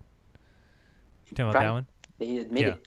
Yeah, they admit it flat out. Yeah. So, I mean, unless you're talking about wearing masks and social distancing and we're all in this together and together at home and curbside pickup and contactless delivery and very trying times and wash your hands and elbow bumps and we do this together, unless you're doing that, you're just not going to last here. And that's why thank you to everybody who's watching on DLive, because eventually that's going to be where we need to go. Otherwise, you have to stay in line. You have to talk about how racist white people are. And how afraid of black people we should be. So that's Austin. What's going on in the Q World, anything exciting? I don't even know if Austin's here. He may have left. Yeah, everybody saw the Nick. Is he? I don't know. Or something. He's here. He's here. Here he is. Austin? He's trying to speak because he unmuted himself. Doesn't seem to be working for now. So, yeah, this whole Nick Cannon thing, I mean, if you've been watching this whole thing, you know, they came out and basically technically made some racist remarks against whites and against Jews. And, yeah, Austin, try to come back. I don't know why we're not hearing you. But I guess people are worried now because the last two, and I don't know if this is the latest. This is as of what? When is this article? Today? Oh, it is today. He posted two messages on social media yesterday that makes it look like he's committing suicide, but I don't know if that's true. He told people, what did he say? Who is this guy? Nick Cannon. I don't know. He's married to Mariah Carey. He's the guy, the host of The Masked Singer. But he basically was on a podcast and started calling out Jews and basically called white people racist and rapists. I'm sorry. He accused white people of being evil, rapists, and true savages. And he's basically one of those people that believes, it's so funny because he believes that he's part of the true Hebrews, that black people are the true Jews. Right, the lost tribe, maybe. Right. I mean, is there anything more racist than? Let me see if I can find it in this article. Let me see first. Well, yeah. So every time, can y'all hear me? Yeah, now we can. Sorry. Yeah, we can hear. Okay, cool. Every time I hear someone talk about the Hebrew Israelite thing, the black Hebrew Israelite or whatever, right? I ask them like, well, how do you know? Is it all black people, or how do you know? Right? You have to genetically trace it. Well, what if someone was a Hebrew and then they started intermingling with different races? How would we know? And then no one ever has an answer. No. Yeah, what we know for sure, I mean, is that there were synagogues there in Eastern Africa, Northeast Africa, and some places where, at least from ethnomusicology, people there's a documented, all these hymns and psalms or whatever, songs from the Hebrew tradition that been adapted in African ways and whatnot. In Ethiopia, there's a story that they hold the Ark of the Covenant, and there's all those really strange buildings. Not sure you know what I'm talking about in Ethiopia, where they have buildings that are carved out of the ground, out of the rock. These pretty incredible structures to basically carve out of the ground. It's very strange. You have to take a look at it. But the story, what's his name? Hancock, the Graham Hancock, right? He wrote, I think, one of his first books about this supposed Ark of the Covenant going to Ethiopia. So, that there's a trade connection that goes from Western Africa all the way to China that goes back thousands of years. So everybody's mixed, and these kind of religious the idea that you need to keep to your people and control the kind of reproduction and so on, that's kind of, it's an odd type of religion.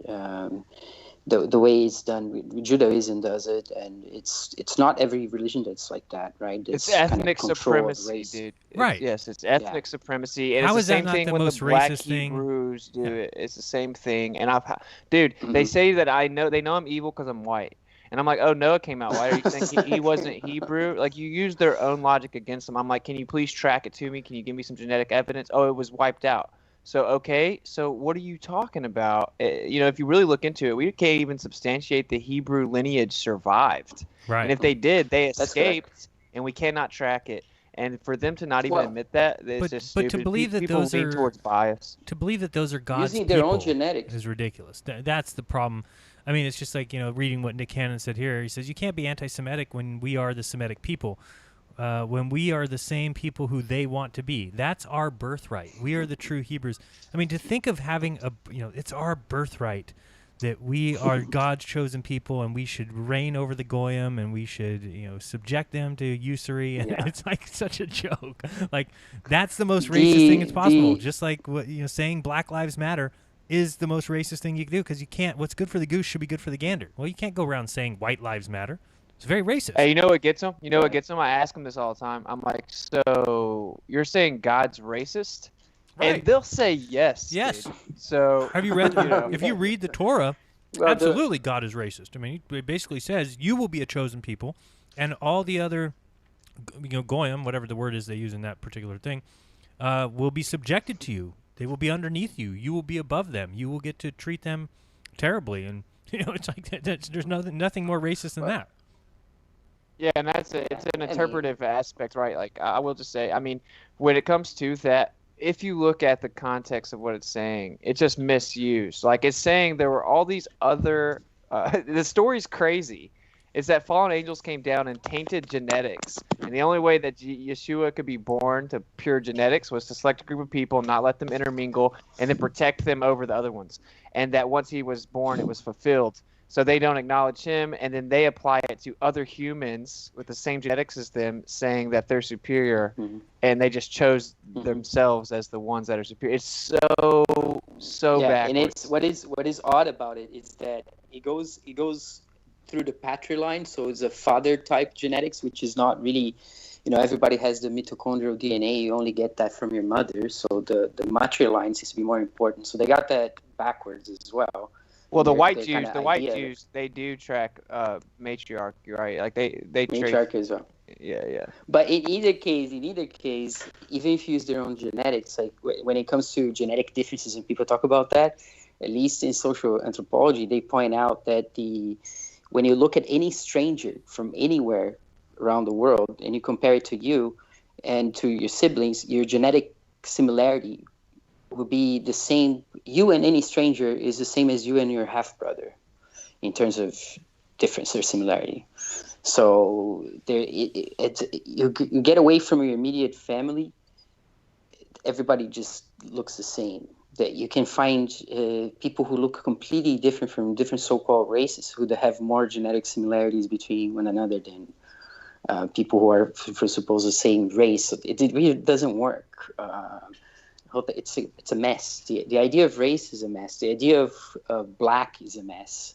Like you suggested as well. It's a mess.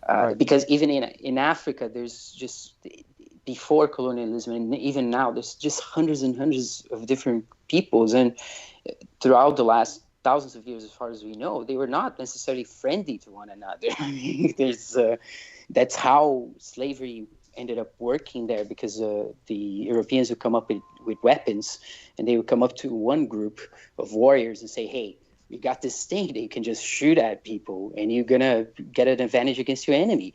And all we want is that you go in and you raid some villages and bring us some people, and we're going to take them to our fields, and you get these weapons. And basically, there was this whole exodus of people inside Africa because the coastal peoples on the left were coming inland and raiding other peoples and just stealing children and stealing people and taking them to the Europeans.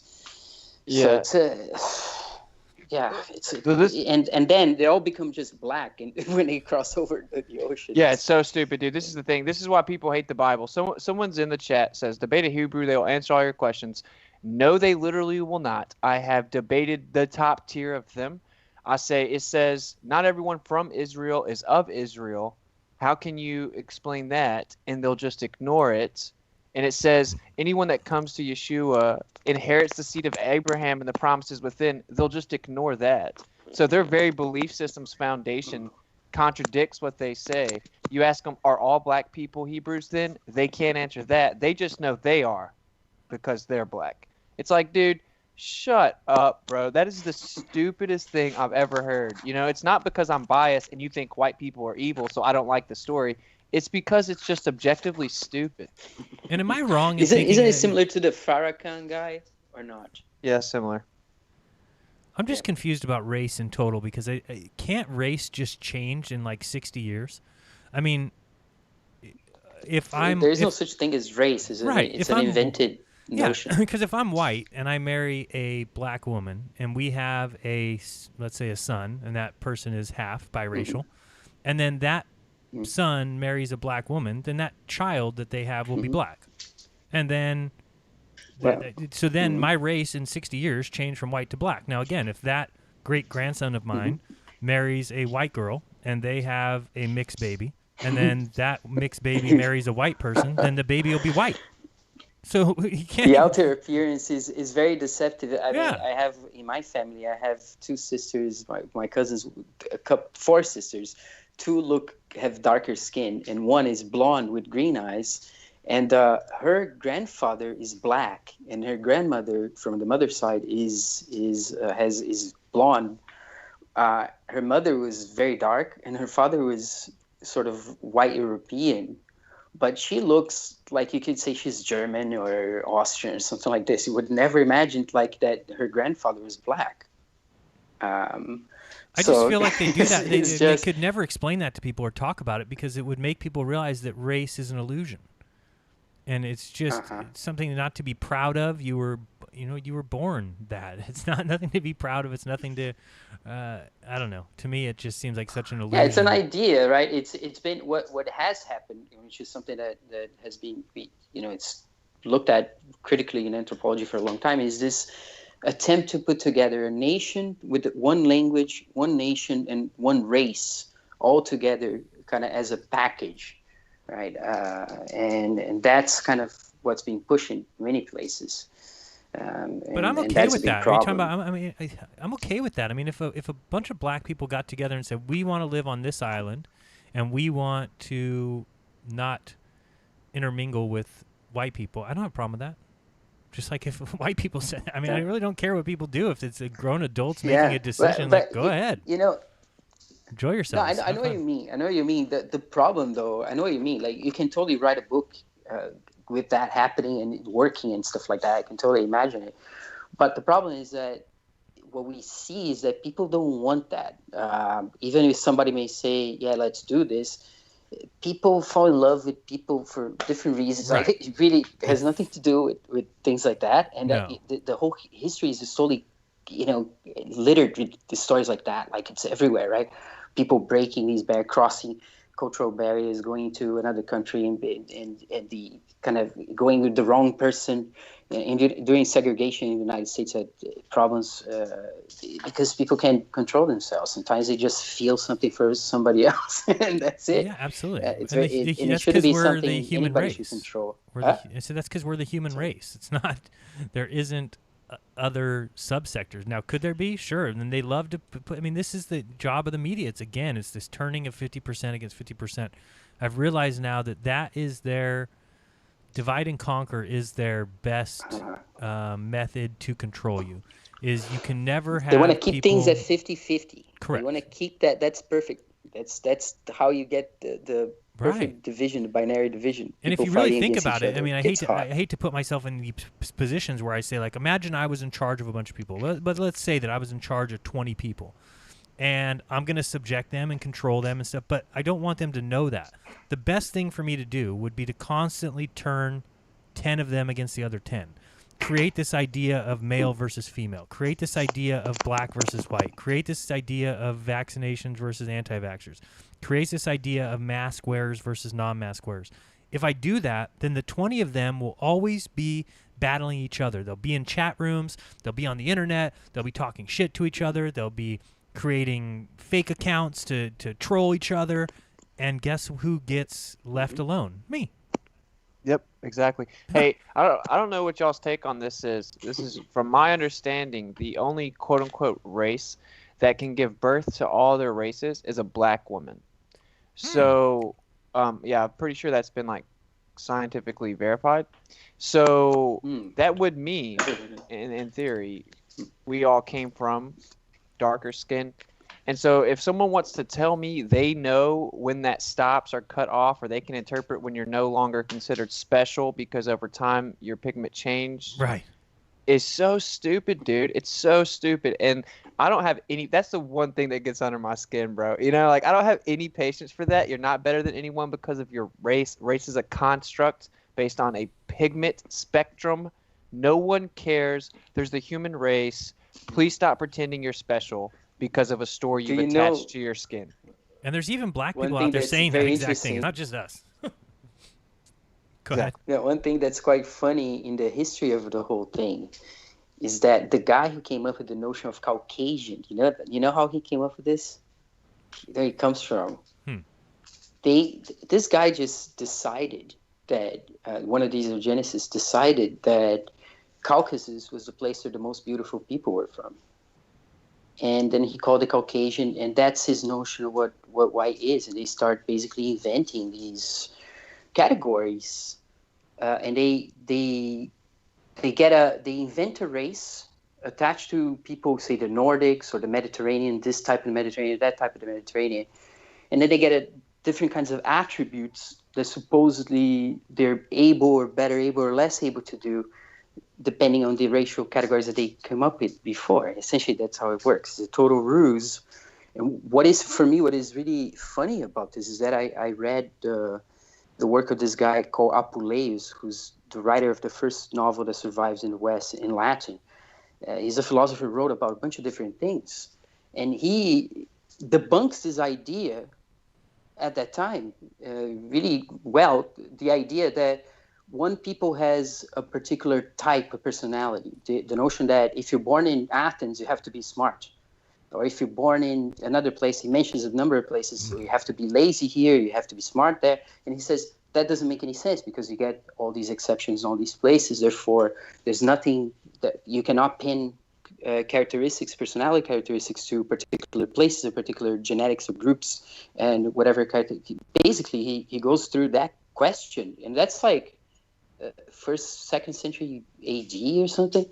So these eugenicists are running with this stupid notion that they are able to ascribe to whoever they want characteristics, the personality characteristics, and say that that's a race, and then they can measure it too. And they come up with all the tests and the categories that say this is white and that's not. And it's just madness. And they call it science, but a bunch of them believe it was science. So it's bizarre, I think. It's just misuse of statistics, essentially, and no reflection whatsoever upon how you decide the categories you pick up. Because I think you can do responsible statistics, but that's not what that is. So, and race is basically that. And Awesome. yeah, it's just that in all these places, like if you go to China, the other place, like I mentioned before, the amount of variation on the ground as you go from one place to another, the different languages and different cultures essentially that exist, if you want to look at it that way, it's tremendous. When you compare it to the political discourse, the media discourse, that turns everything into, just irons out all the differences into all this homogeneous mess, right? And gets people, and that's what drives these. If you have this homogeneity, then you can really drive these binaries to generate the conflict, generate the tension that you want. And the problem with the present moment is that by knowing there is a tension, they can always infuse with their marketing power any story anywhere to aggravate whatever they want and cause another affliction or another type of fear and whatnot, right? We need to, and we're trying to stop this, right, guys? I don't know how we do it, but... Austin, I wanted you to expand a little bit on, because I didn't understand really what you meant. So when you said black women are the only ones allowed to have, explain that to me, because well, I guess my whole position, and explain to me if I'm wrong, but isn't it true that, like I said, that any race, any person could, if you talk about their lineage, within 60 years, their lineage could be completely different, no matter what race you are today. So today, if you are 100% Chinese, that just by marrying outside of that, so if that person marries a white person, then the baby will be probably split, or at least, a little of both. And then if that How many you said, 60 generations or 6? 60 years. Just in 2 generations. 60 years. Yeah, because... Yeah, that makes sense to me. Right. I mean, if you're 100% Chinese and you marry a white person and you have a baby that's half and half, and that baby marries another white person, that child will be predominantly white. So within 60 years, that 100% Chinese person became white. And I don't mean the person became white. Obviously, their lineage became white. And just as easy as they became white, if that person marries a black person, then their baby is going to be mostly half. And again, it's not exact. And, it could be, whatever, 70-30. I don't know. But then if that person marries a full black person, then that child will be black. So you just went from Chinese to white to black in 120 years. Think how long people have been around. So to say That's that been happening like crazy, man. That's like been crazy, happening a lot. like insane. Yeah. So I mean, for me as a white person today, how do I know that 200 years ago that my family wasn't black? There'd be no Thank way you. for me to know that. Yeah, exactly. That's my point. Actually, Right. I guess what I'm saying is the evidence leads towards that being the case. Right. That we all It kinds is of a- came yeah. from darker pigment, and that's just wild to me. And they can't answer these questions, dude. Like how do you know that my great ancestors weren't Hebrew if it's just based on pigment, but pigment changes Right. over lineage? That's Yeah. such a low Doesn't make any level of sense. thinking. It's useless, it's you right. know. Like, yeah, dude, just let the dead Yeah. bury the dead, And if bro. Those you- people think they're superior to Yeah. you, and they like the way that feels. Right. That conforms to their predisposition. It is obviously advantageous for them, and that's all they care about. They don't care about facts. They don't care about anything like that. And so you can't reason with those kind of people. You might as well just throw them in there with those others that claim to be Jews, and just tie a bow on them. Right. If you want to just do like exercise on where we come from and all that, what you're talking about, you just look at the progression. There's your parents, they have two parents each. Each parent has two parents, and so on and so forth. The numbers get crazy. It's a mess. The numbers get crazy. In fact, that's one of the biggest things that you can come up with is realizing that we're all related, because you don't go very far back until you realize that we all would have had the equal amount of, because it's 4 it's grandparents. very hard to track your 4 ancestors grandparents, that way, 8. the way I was just saying. You have 8 great grandparents. You have 16 great great grandparents.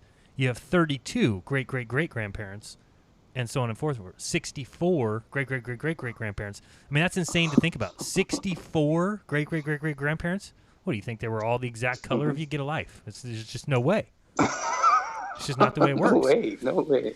And that's not going back that far. It's not that far back. I mean, we're talking within 300-400 years. You have a ton of whatever you want to call them, ancestors. Sorry, but again, this is something that they'll never get. Go ahead. Yeah, go ahead. I was just saying. Austin was talking about in anthropology, there's this idea of the out of Africa theory. I'm not sure that's what he's referring to, but there's a theory in genetics that this bottleneck around 80,000 years ago, sometimes they talk about it, but basically that they believe that all the genetics come out of Africa from that time, that everybody ended up coming out of there at some point where there's this so-called bottleneck. But you have to believe in a whole bunch of other stuff to go for this, right? That's my problem with it. Austin, There's a lot of assumptions. Are you a young earther? But yeah, me too. Yeah. I mean, I wouldn't say the Earth is any more than 10,000 years. So anytime someone starts making claims of 80,000, they're immediately dismissed. Yeah, that's how I kind of feel. But that's where that theory comes from, right? Because the genetics, the way they do their genetic stuff with fossils. And I have some professors that did this, and they got millions of grants. It's crazy. Basically, they get all these bones that they found in many places around the world, and they get samples, they test their genetics, they compare the alleles and whatnot. And they have these ideas about dating the DNA, genetic clock, and other ideas. I think these I think this is metaphysics. But that's how they get to these numbers. But yeah, I mean, in the biblical view, you would get to this point. There's this creation that it's within the limits of the chronology prescribed there. But in other cosmologies, definitely you would go beyond 10,000 years, even in the Egyptian ones that we know of. But some other ones as well. At least 10,000 in oral history.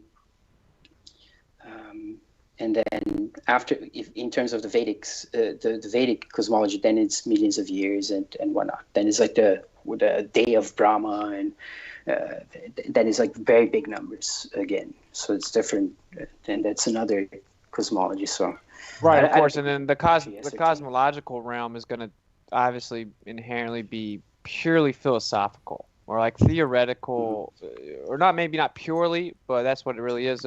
So I don't know. There's definitely no physical evidence of really ancient Earth, and knowing that they lied at saying that, I just I love all the evidence. I love the strata. Like the Titan from Stellium 7. That has to have some age to it. You know, I don't know. Unless Sure. But dude, would you agree though that like the presupposition they use about how long like deterioration would take and body composition, all this nonsense, pseudoscience, that's where you start to get the long timeline. Right. But what Stellium? You mean the geology? Go ahead. Go ahead. No, sorry. Well, I'm just saying the geology that what Lyell came up with, right? The notion that these layers are deposited over millions of years and so on and so forth. Yeah, that I think it's nonsense because we see that some of these layers are definitely catastrophic very fast. So I wouldn't put my finger. I wouldn't bet on anything about dating. I think dating is kind of useless. I think we should look more at processes and things happening. But yeah, go ahead. Sorry. No, I agree. I'm just saying. He showed that could happen rapidly, like you just said. So, you know, I think we figured it out, guys. They take like acid or hallucinogenics, and they believe they've tapped into the truth in that state of mind, and then they make up stories. I'm not joking. I think that's what they do. I think you're right. It's the only way you could come up with some of this stuff. It's. I think you'll come up with better stories if you're taking, you know, I don't know, mushrooms or something. But well, you would think so. You would think so. Maybe they have short supply of hallucinogenics or something, you know, or they just ran with the first trip. I don't know, but it's crazy. Maybe detached from reality. It's not real. Maybe just some research chemicals that they do. Who knows what it is? But yeah, I know what you mean. There's some of the stories are wild, like especially in astronomy when you start getting into, because at first, you know, for you want an example of that? I have an example. No, for a couple of years. No, yeah, I mean, so many examples. Absolutely. I mean, for a couple of years, I was thinking, you know, it's impossible that everyone in astronomy just got bamboozled by this colonial cosmology, right? It's just impossible that in all their papers they get sidetracked. How is it? Is it all metaphysics? Like, and that was really hard to believe at first. It was like, how is the whole thing? It's like 100 years. This discipline has been going on, all these papers.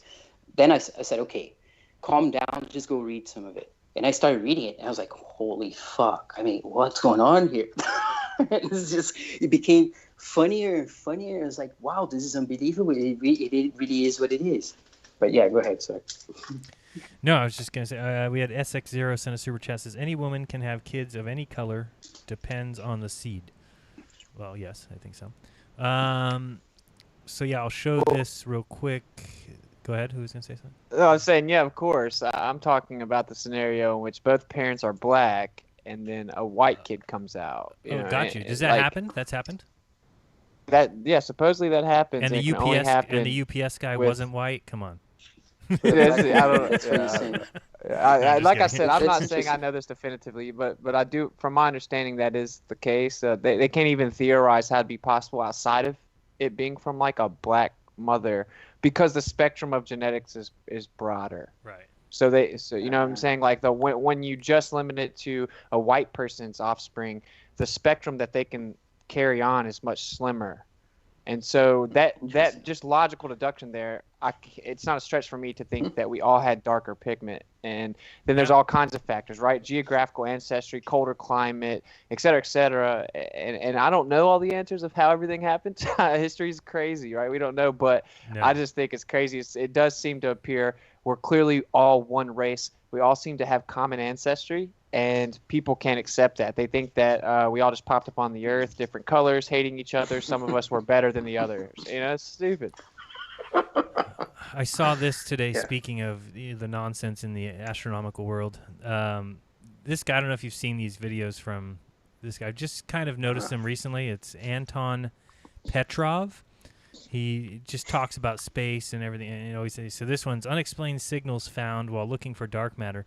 But just to hear him start talking about this, I can't help but just a new announcement coming from a very interesting experiment that suggests something unusual may have been detected. And that something may have also been the mysterious dark matter. So let's talk a little bit more about the experiment. And I thought he was Jay Tolan for a second. So just think of what he's saying now, that like we may have discovered dark matter. Remember that the going theory, or the going truth that they tell people, is that dark matter makes up this certain 97% of the universe, right? And just now, June 22nd, 2020, have we discovered it? Hold on a second. Let's see. was found And they keep welcome on to discovering the the same stuff over and over It's again. so, It's something that wait till you see how they discovered it. Because think right now. Just imagine in your head, they've discovered dark matter. What does it entail? What do you think? What kind of apparatus it is? So what do you think they're using? This is where you really test your mind before you just let somebody tell you something and you go, oh, that makes sense. You have to think, okay, so they're going to go and prove that dark matter, this substance that they have never seen before, it's never been observed, it's in outer space, it fills all of outer space. Okay, let's see how they're going to do it. Should be good. Please tell us how have you figured this out? I would love to hear it. Maybe some super telescope? No, that doesn't make much sense. You'd have to send send a craft. So over the last few weeks, there were quite a lot of different news coming about this experiment, but most of the headlines were basically suggesting that we did discover dark matter after all. Oh, we did discover dark matter after all. Something that is theorized 97%. We finally discovered it. Thank goodness. Tell me how. I want to get this knowledge in my system. More specifically, the claim was that the scientists were able to see the mysterious axions. The mysterious particle that's supposed to the mysterious axions. So scientists were able to see the mysterious axions. Great. Explain the existence of dark matter and also solve a very unusual phenomenon in physics that still hasn't really been explained. Okay. But all of these topics are actually really complex, like super complex. So complex. It took me a while to try to figure out the best way to explain all of this. And I figured the best way to start is... Please explain it. Well, let's actually just talk about the experiment first. I want to know the experiment. It's called Xenon 1T. And it's actually one of the more advanced versions of the original Xenon experiment that's essentially trying to discover all of these mysterious particles that are very difficult to detect, such as particles that could be responsible for the mysterious dark matter. The way it works is by using a relatively large tank filled with xenon, specifically large amounts of liquid xenon that usually somebody doesn't built interact this with freaking tank and is about to tell you that this tank discovered dark matter throughout the universe. What's 93% of what makes up everything that you can see, everything observable, has now been discovered in this water heater. And in this case, if it weren't so deceptive, if it weren't so deceptive, it would be cute because it's so funny. It's like, oh, they put together a little bunch of wires to detect dark matter. Oh, how cute! It's like Austin said, man. These guys are dropping acid, and then okay, what can we build? We've got this grant for $600,000. What can we do with it so that we can say something happened? Because if you get a grant for $600,000, you can't do some experiment and go like, oh, we didn't find anything. Because guess what? You're not getting a grant again. Yeah, of course. So if you want to get that grant... Anything you measure, you're going to claim. You're going to make the claim, right? Absolutely. It's like, man, it's crazy. Like one day I was in this council meeting at university. I was doing this university politics or whatever. There was this guy who was part of my group, and he was an astronomer. He was doing his PhD in astrophysics. And he was always with me. I talked to him all the time. He never even talked about his work. He ended up doing something else, I guess. But I asked him about his thesis. I was like, yeah, man, I'm taking astronomy. So what's the deal with what are you doing? And he's like, yeah, man, it's whatever they are. Like, it's just some, what is it called? It's just a spectrography. You just say what they want you to do. It's just whatever. He hated it. And he said it was just whatever the supervisor said it was. Of course. He never even... Huh? So of course. Yeah, I couldn't believe it because it was like, how can somebody do a PhD on something that's just like they think is trash? For me, it's just inconceivable. And I had to look up what an axion was. Like, why have I never heard of an axion? Well, it's a hypothetical elementary particle. So this is great. You make things up, and then you make a water heater, and then you say you proved it. So my hypothetical idea is there must be some sort of axions making up dark matter. Now I put this water heater in my garage, and now I put some detectors on it. I see something a little weird. That must be the axion that I predicted. This is the way we discover things in space, folks. I mean, come on. Let's continue just to hear a little bit more. The actual tank has been increasing in size to the point where now we have a tank that's able to hold over 3 million tons of xenon on the inside. At the same time, this tank is placed so... Hold on a second. 3 million tons of xenon on the inside? Did he say that? Am I confused what that means? They have a tank that they can hold 3 million tons? Isn't 3 million tons 3,000 3 million times 2,000? Am I confused? Is that how many pounds it would be? Hold on. if you can hold 3 million tons, But 3 million is a of the ton theoretical particle? I don't know. A ton is 2,000 pounds, right? So 3 million times 2,000, that's 6 billion pounds? They have a tank that holds 6 billion pounds of xenon? Maybe I'm... Hey, I know I'm not the smartest, but I thought that's what he said. Let's hear again. They've got a tank that holds that, to the point where now we have a tank that's able to hold over 3 million tons of xenon on the inside. Okay. At the same time, this tank is placed somewhere really deep in the... I'm out at this point. Do any of you on the panel think the world is going to end soon and Tom Hanks is a weirdo? Shake my head. Thank you, Kyle. I don't think so, but there is some people starting to think that something crazy is going to happen soon. Some sort of reset. They talk about the Great Reset. I don't think the world's going to end, but I do think the way of life that we're used to is not going to be here very long. And I don't think cash will be here long, or I don't even think the U.S. dollar will be much longer. So you don't think Tom Hanks is a weirdo? No, I think I really wish he would adopt me, but he's busy. No, I can't stand Tom Hanks, and he doesn't respect me for not wearing a mask. Man. Total weirdo, total pedo. All right, let's listen to a little bit more about this 6 billion pound xenon holder. The ground where it's protected from all sorts of interference. So they put it into the ground really deep where it's protected from all kinds of interference. Yeah, I don't really understand what that means. What about gravity waves? What about, it's just so stupid. What about the coronavirus? Is it protected from the coronavirus? Because I don't know. It also contains a lot of very sensitive sensors on the top and usually on the bottom as well. Okay, so it's got some And so sensors. what this allows the scientists to do is to basically be able to detect really minute interactions, even like a single particle passing through. So they're able to detect a single particle passing through the water tank. Okay. This tank, this proves dark matter. Right here would then be producing enough interaction with xenon that it would then be detected by these really sensitive sensors, which would then be able to create a three-dimensional picture of where this particle passed through. And because this detector is so sensitive and because it's able to pretty much detect absolutely everything, it's always very hard to actually protect this from unneeded interference. Yeah, like for example, from interaction with particles that we're not really looking for and that we already know a lot about. And so over the years, the scientists have created a kind of a baseline for what they expect to discover in these experiments based on the particles we already know about. I mean, I don't know so how you can even listen to this guy. Which has Look at these not pictures really been behind him. explained This is just great. yet. So in other words, these axions, you got to have the sun behind the you. experiments so far have not really been that successful. Space but one is of the amazing. experiments expected to find Look at this sun. these axions, and a lot of them should be passing through Earth right now. So exciting. Look at this. They actually the have WM, slightly different the W properties map. from what we initially thought. Look at this really thing. narrow down what we've All the found here neurons and are what's firing. basically. Look at as we Alternatively, travel you can through also space. support this channel on Patreon, and it does. I'm sorry, I can't stand it. Oh God. I can't stand it. But he's Yeah. got 500,000 subscribers, and people love him, man. They go into the chat and say, "I cannot express how much I love this Amazing. channel. It is an oasis in the vast YouTube desert." That is an oasis. Wow.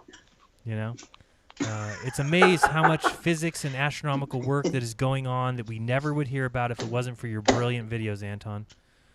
Wow. Boy, I don't know. You know. I guess he buys into it, and then he tries to make sense of it the best he can because he buys into it, and so he just gobble it up and communicate it. Some people, all they want to do is talk about something they really like space, and then they love that.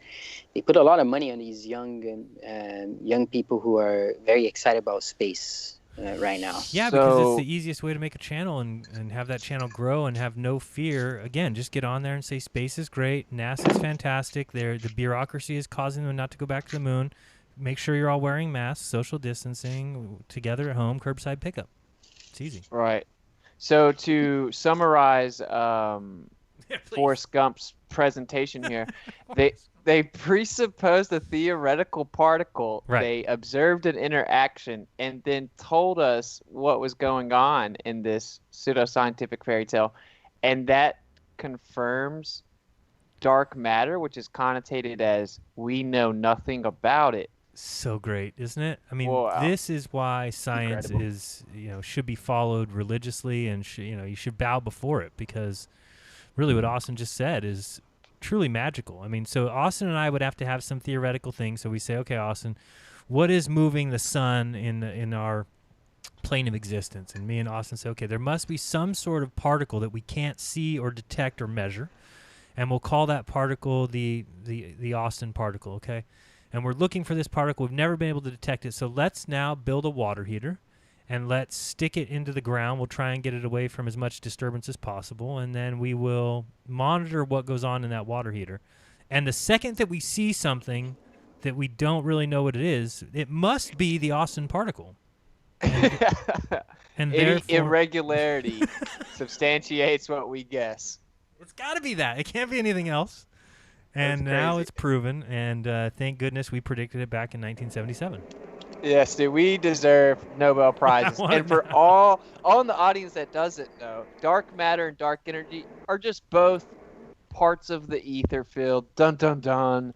They're not disconnected. They're not separate. They're not deified anomalies that we don't understand. They're just trying to characterize something in the background, and they don't want to acknowledge the background's there. Yeah. So you don't believe in the cosmic background radiation left by the Big Bang? No. Not a big fans inside of me these days, dude. I don't believe in it. Sorry, I didn't let you guys answer the question either. Whether or not you think Tom Hanks is a weirdo, and whether or not you think the world's going to end soon.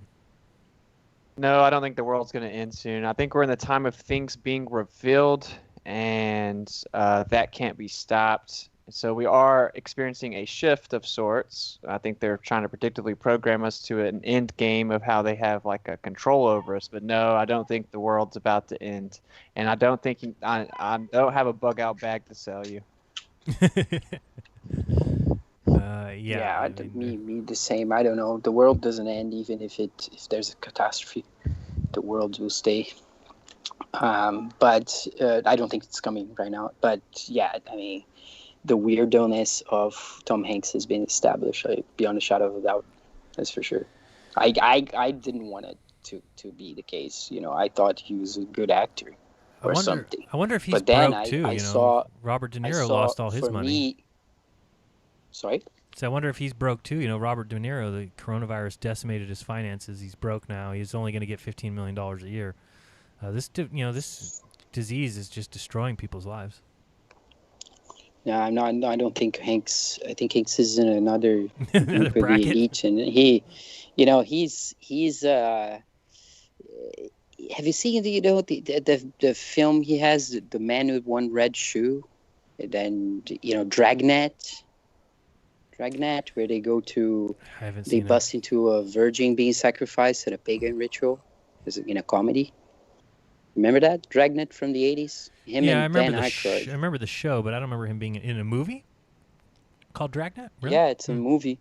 It's a movie called Dragnet. It's a I remember comedy Joe from the versus the 80s with, volcano, but wasn't that Tom that's Hanks? another one. Yeah, that's Tom Did Hanks anybody as well. hear Dirt's show the other day when that guy was saying that volcanoes don't exist, or lava coming out of volcanoes doesn't exist, and says you can't find video of it? Who said this? I've heard something about that. I've never looked into it. Yeah, I got to look into it myself because I've heard different things. And this guy, Joey Rocha, is his name, I believe. Yeah. I know him. He has a channel and everything. But yeah, he was making some good points and then showing that you can find pictures of it, but you can't find video. He thinks the volcanoes that are like pointed mountains are basically steam vents, and that there is. He really made a lot of sense, and I wish I could go back and I don't know where it was in the show. But he made a lot of sense when he talked about what earthquakes are. That, in the globe model, they've got these, tectonic plates, whatever. But what he was talking about in a flat earth kind of model is that earthquakes are caused by the moving of this magma underneath the earth.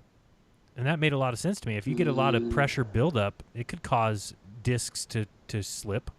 It could cause sections of land to readjust, or pockets to kind of have to, settle.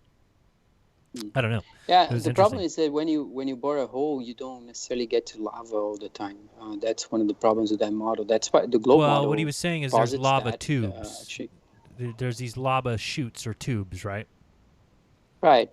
So yeah, if you drill, go drill you know, under my house or something, I'm not saying that there's lava all underneath the house, but there's these lava tubes, and if one of them gets backed up or there's steam building up inside, that it would cause the ground to have to settle, which could cause earthquakes. I don't know. I thought it was interesting what he was talking about. Well, I don't know. I climbed the Vesuvius looking to the caldera, and you can see the runoff from the lava coming out. I mean, in Hawaii, there's so much of that. Like you can even see. Joey Rocha lives in Hawaii. There's people right now. Yeah, that's weird because you can see these videos that have nothing to do with trying to prove anything in Hawaii, where people go with different cans of vegetables and different things, and they throw it on the lava that's coming, and they put it on the lava. Yeah, but isn't the lava just coming out of the ground? Coming out of the ground, yeah. Yeah, it doesn't look like it's not, there's also it's not like coming out of too. It's not coming out of the pointed volcano, really. Right. I mean, Top dude. of the volcano. Yeah, but you can see that. You can see the results from that, and there are eruptions that you can see. Mm-hmm. Yeah, there's different kinds of eruptions and different kinds of things that come out of volcanoes. I don't think it's always the same kind of thing. Right. I'll just say, dude, nukes don't exist and dinosaurs aren't real. I'm not gonna just throw it out as a possibility. We don't fully understand volcanoes. Yeah, that's where I'm at too. I hear these things, and I used to be real defensive there's about them. Sinkholes. I don't that's do it anymore. Scary shit. You know, the sinkholes are I mean, ridiculous. have you seen them? Yeah, they just go into nothing in the middle. Really of the scary. You've seen when the whole block falls into a sinkhole and stuff? It's out of nowhere. Sometimes in the cities, that's really scary. Yeah, and then they convince us we can mess up the Earth, dude. No, dude, the Earth can just snap its fingers and absorb us. Like, what are you talking about? I trip out when I see all the underground structures. Like, it amazes me. Like, remember when we were in Amsterdam and we went downstairs to like the train station and stuff? Like all those huge ass cavernous places are below the earth. Underground. Yeah, and then up above are buildings and people and cars. Like nothing. Like how does that not crumble? It doesn't even make sense in my head. No, you can't even tell. You're walking on the street above, you would never have any idea that there's a whole basically metropolis below you. A whole and I don't mean like a subway like in New York. When we were in Amsterdam, the ceiling was I wouldn't even guess 100 feet high. 20 meters. Yeah, it's crazy. Yeah, it's crazy. You're right, and you keep going down. Mm-hmm.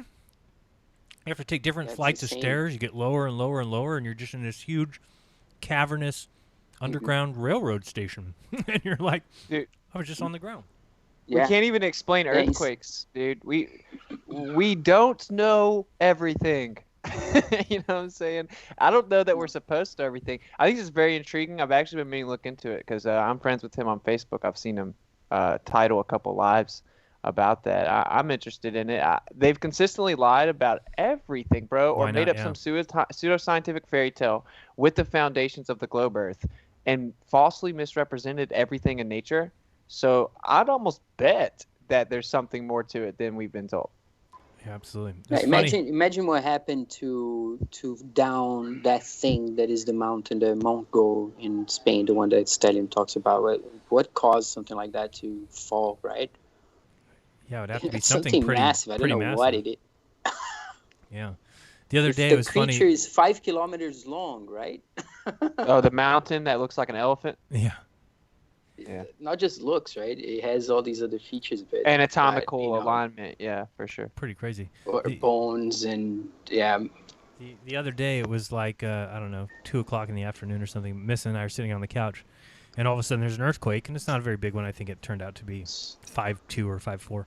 And we feel it in the window shake a little bit. We're like, oh, that was an interesting earthquake. So then we go back. We're just watching TV. About 2 minutes, 3 minutes go by, and then I get a text on my phone, like, emergency alert, earthquake, please duck and cover. Like, that's their warning system now, 3 minutes after the earthquake to tell me to duck and cover? Thank you, I believe it's over.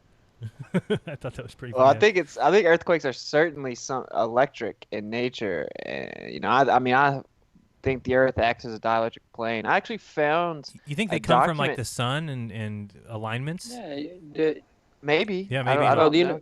You know that people make earthquakes. They can make earthquakes by beaming frequencies underground and getting the right frequency for certain elements underground. Exactly. And they can make those elements vibrate, and they can cause earthquakes. So it's messed up. Yes, like Tesla accidentally caused a few earthquakes.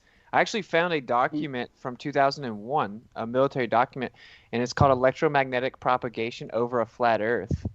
and it explains that the Earth's a dielectric plane, and that you propagate the electromagnetic waves over top of a horizontal propagation. All you have to do is take into account its topography. Nothing to do with the ball.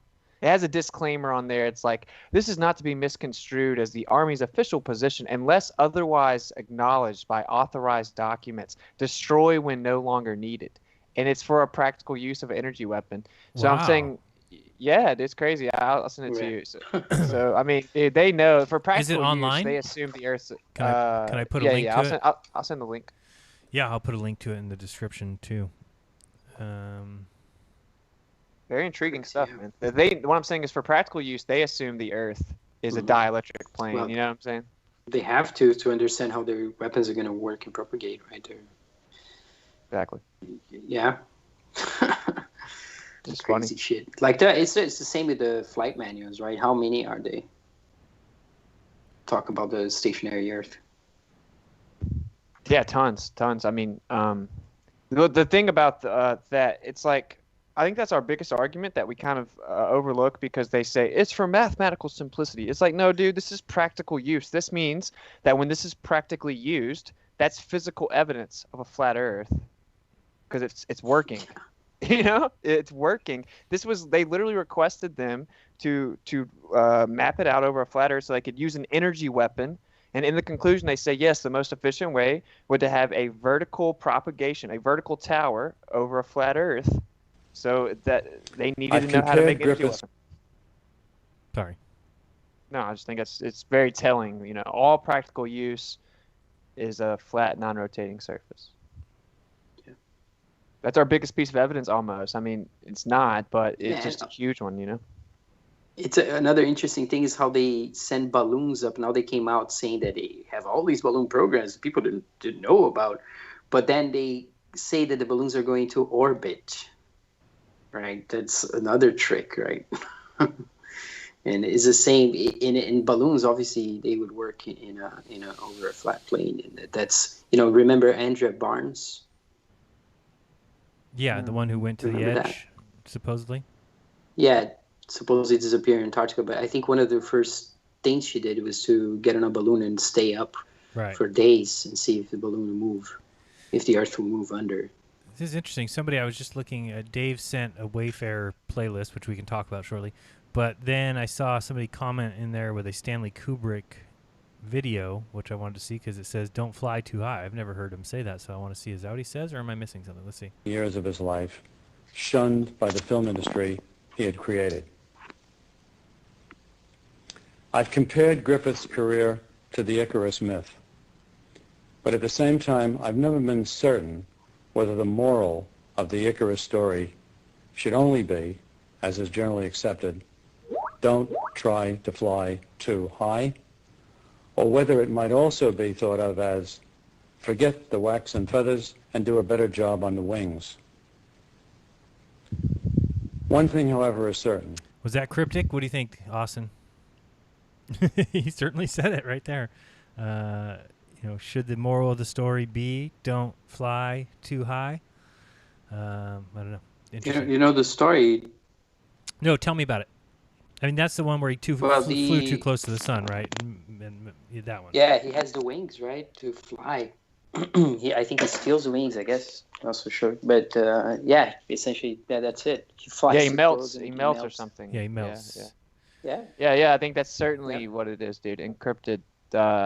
Just letting you know, man. Hey, man, chill out. You can't go to space, dude. You crazy psychos. I faked it numerous times, and I was paid well to do it, and I have to keep quiet, but I can throw these little pieces in there. Dave put in this video. I don't know if he made it or what, but it's a Wayfair video. If people are interested in that topic of what's going on, it certainly is questionable. Have you been looking into that at all, Austin? I have not. Oh, yeah, well, I've seen some of it. Like, I have a guy who you can provably falsify their claims. You can prove they took the post down. You can prove they were listed, and you can prove the company that manufactures those cabinets don't make any that cost over $1,000. No. So that part's very provable. And I don't care how industrial this is. No, it's industrial. It doesn't matter how industrial this is. It does not cost $14,500. No, Or and then this where little it gets a cabinet. bad spin is some people are acting like the kids come in cabinets. Like, no. No, I know. I saw that. Somebody down here in the comment section says, yes, but missing children don't come in those packages. Like, nobody said that. You're missing the point. Well, how profound of you. Yes. No, this is just the agreement. I don't know. This could just be a down payment, and then they know how to interpret the coded post, and then go Right. somewhere else. Maybe finish paying What in is- Bitcoin. I don't know what it is, but it is super weird. No, What I've is heard sketchy. back What is in the- sketchy is the names. Why would it be the same name Right. of the person that disappeared? That's one of the questions. Why Well, would they also, do I'll that? say It's so this. stupid. I have a friend, he's a bit autistic, so he looked into all of this, and he said, oddly enough, dude, if you type in almost any name, tons of products are going to come up, and they're going to be in the correct price range. Right. So they've basically given themselves plausible deniability by just integrating that weird practice of putting names everywhere. So when one is way beyond the price point, you can't point to the name because it's like, well, they're everywhere. If people don't know, there's actual accounts on eBay. So this is back when I used to sell books and stuff and used to mess around on the dark web. I found this one section that talked about people who were selling drugs on eBay. And you'd basically have to search for this certain item, and it would be like something obscure that nobody would ever buy, like this box of 12 LED light bulbs, and it would be, $700. And if you went on the dark web, so nobody on eBay would ever in their right mind pay $700 for these LED light bulbs. So it would just sit there. It wouldn't have any sales. But if somebody went on the dark web and noticed that, oh, that's actually for whatever, a bunch of cocaine 8 balls or whatever, I don't know. But there was actually accounts on there where, that's what it would be for. Then you would go to eBay and you would purchase those things. Now, again, at that point, they might actually ship them to you, but I'm sure there would be some sort of conversation that would take place first. This is the same case where it's not going to be just, okay, now this guy's bought my light bulbs, I'm going to ship him this cocaine. I'm sure there's some sort of conversation. Same thing here. I mean, there's going to be some sort of, but you easily write to somebody and say, oh, you want that? Okay, well, go to Wayfair and purchase this pillow.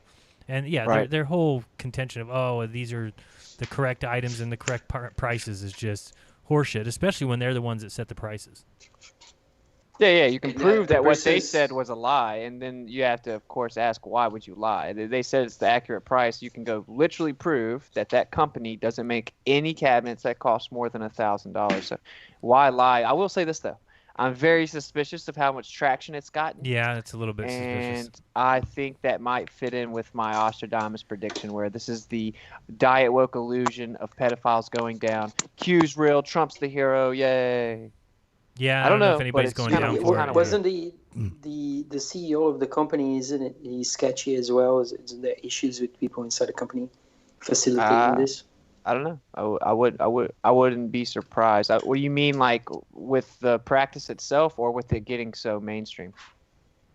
Well, meaning that the people in these companies, because the furniture, they can move, they have all these trucks and stuff, the people in the company would be also doing the trafficking, the moving around. People Okay. talk about how furniture companies and construction companies have been involved in things like this, human trafficking. Sure. So If it you looks look at like- me I with a don't know, straight so- face and say a Zodiac pillow is worth $13,000, you're a crazy person. It's not You even know, a pillow, it's it's a so- pillow it's cover. so- Pillow cover. Yeah, it's overtly obvious. That's how I am now. It's like if I don't have to really dig for something, there's some motive. Like that's how I Something's look up. at it. And this was all over my Facebook. I just woke up and every post was about it, and I was like, oh, this is Yeah. part of the psyop. That's how I And- think. So I don't know. Yeah, so people can watch this video. I'll include this link as well. This is a deep inside the rabbit hole presentation, whatever you want to call it. Also has some stuff in here about Hanks, which we talked about earlier. I did see this article today, which I just thought was funny because you read some of this stuff. He's like, is this a joke? Prince Andrew and Sarah Ferguson send pizzas to victims of sex trafficking and exploitation. It's like, oh, they send pizzas. What? Great. Yeah, it's just, it's too funny. I don't even know what to say Hey, about it. dude, you remember my point I was making to y'all earlier, right? Like, what human being is not going to be pissed about this? Say this is true. Everyone is like, that's disgusting. That's horrific. They should go to jail or even be killed. Right. It's the one unifying factor where everyone would support it. And that's why I think it has a real potential psyop advantage, because everyone, like, what you think people are going to come out just because they hate Trump? Don't get me wrong, they're crazy people that will hate everything he says. But when he's like, kids shouldn't be trafficked, raped, and killed, do you think they're going to come out in opposition to that? Like, no, it's the one thing that can swoop everyone up. That's right. It's pretty genius. It's pretty genius. But I mean, of course, to clarify, we should still out them. We should still expose it. 100%. It's disgusting, But I'm just saying, I think that might be what's going on.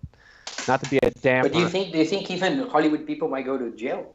These Hanks. Yeah, for sure. Yeah, Hollywood people are nothing. Like dude, the Grabblers don't care about Tom Hanks, dude. They laugh that Tom Hanks thinks he has some juice, dude. They would throw him under the bus so fast. So all they have to do is they don't even have to give you a lot. They just have to give you prominent people like Tom Hanks and Oprah or something. Like just those two so people. when are we going to get one of them, though? I just want one. I don't know. That's the question. Even if it's fake, just tickle my fancy. Just kind of give me a little bit of love and put somebody supposedly in jail, and I'll be happy. And I don't mean Ghislaine Maxwell. I mean somebody of some clout, because it's always like we hear these little stories, and you'll never see a not Richie C.K. What's his name? Louis C.K. You'll probably never see a Louis C.K. stand-up comedy again, and you're not going to see Chris D'Elia probably much, and some of these guys are just going to be, Kevin Spacey I don't think is starring in any upcoming movies, but they're not in jail. Right. And they haven't been convicted of, sex trafficking minors or something. I don't know. So I'm waiting for that one. I think Ghislaine. I think Ghislaine is part of the psyop. Yeah, too, you think? That's what I'm saying. Oh man. I mean, what the heck? Dude, what a name, dude. That's a porn star name, bro.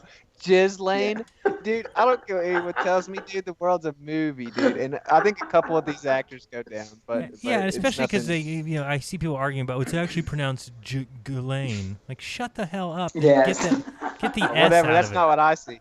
Yeah, that's not what I see. There is an S there in case you can't read. Oh boy. So I did want to talk about NASA being, of course, dirtbags. Let me put the Stanley Kubrick link in the description as well. Let's go back. We had Wayfair. We said we're going to put that in the description. All right. This is from last month, but I don't know if people know this lady got named the head of human exploration and operations, but of course she can't guarantee that NASA will go to the moon in 2024.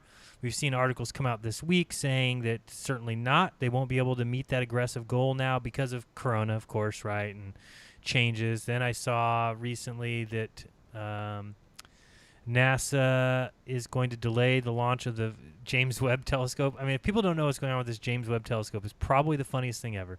There's this telescope that NASA has made that is 7 years past its due date when it was supposed to be gone. Since 2009, the mission's estimated cost has doubled, and now it's at some $10 billion for this. I mean, just think of how would you spend $10 billion on some apparatus, and what would you expect that apparatus to be able to do?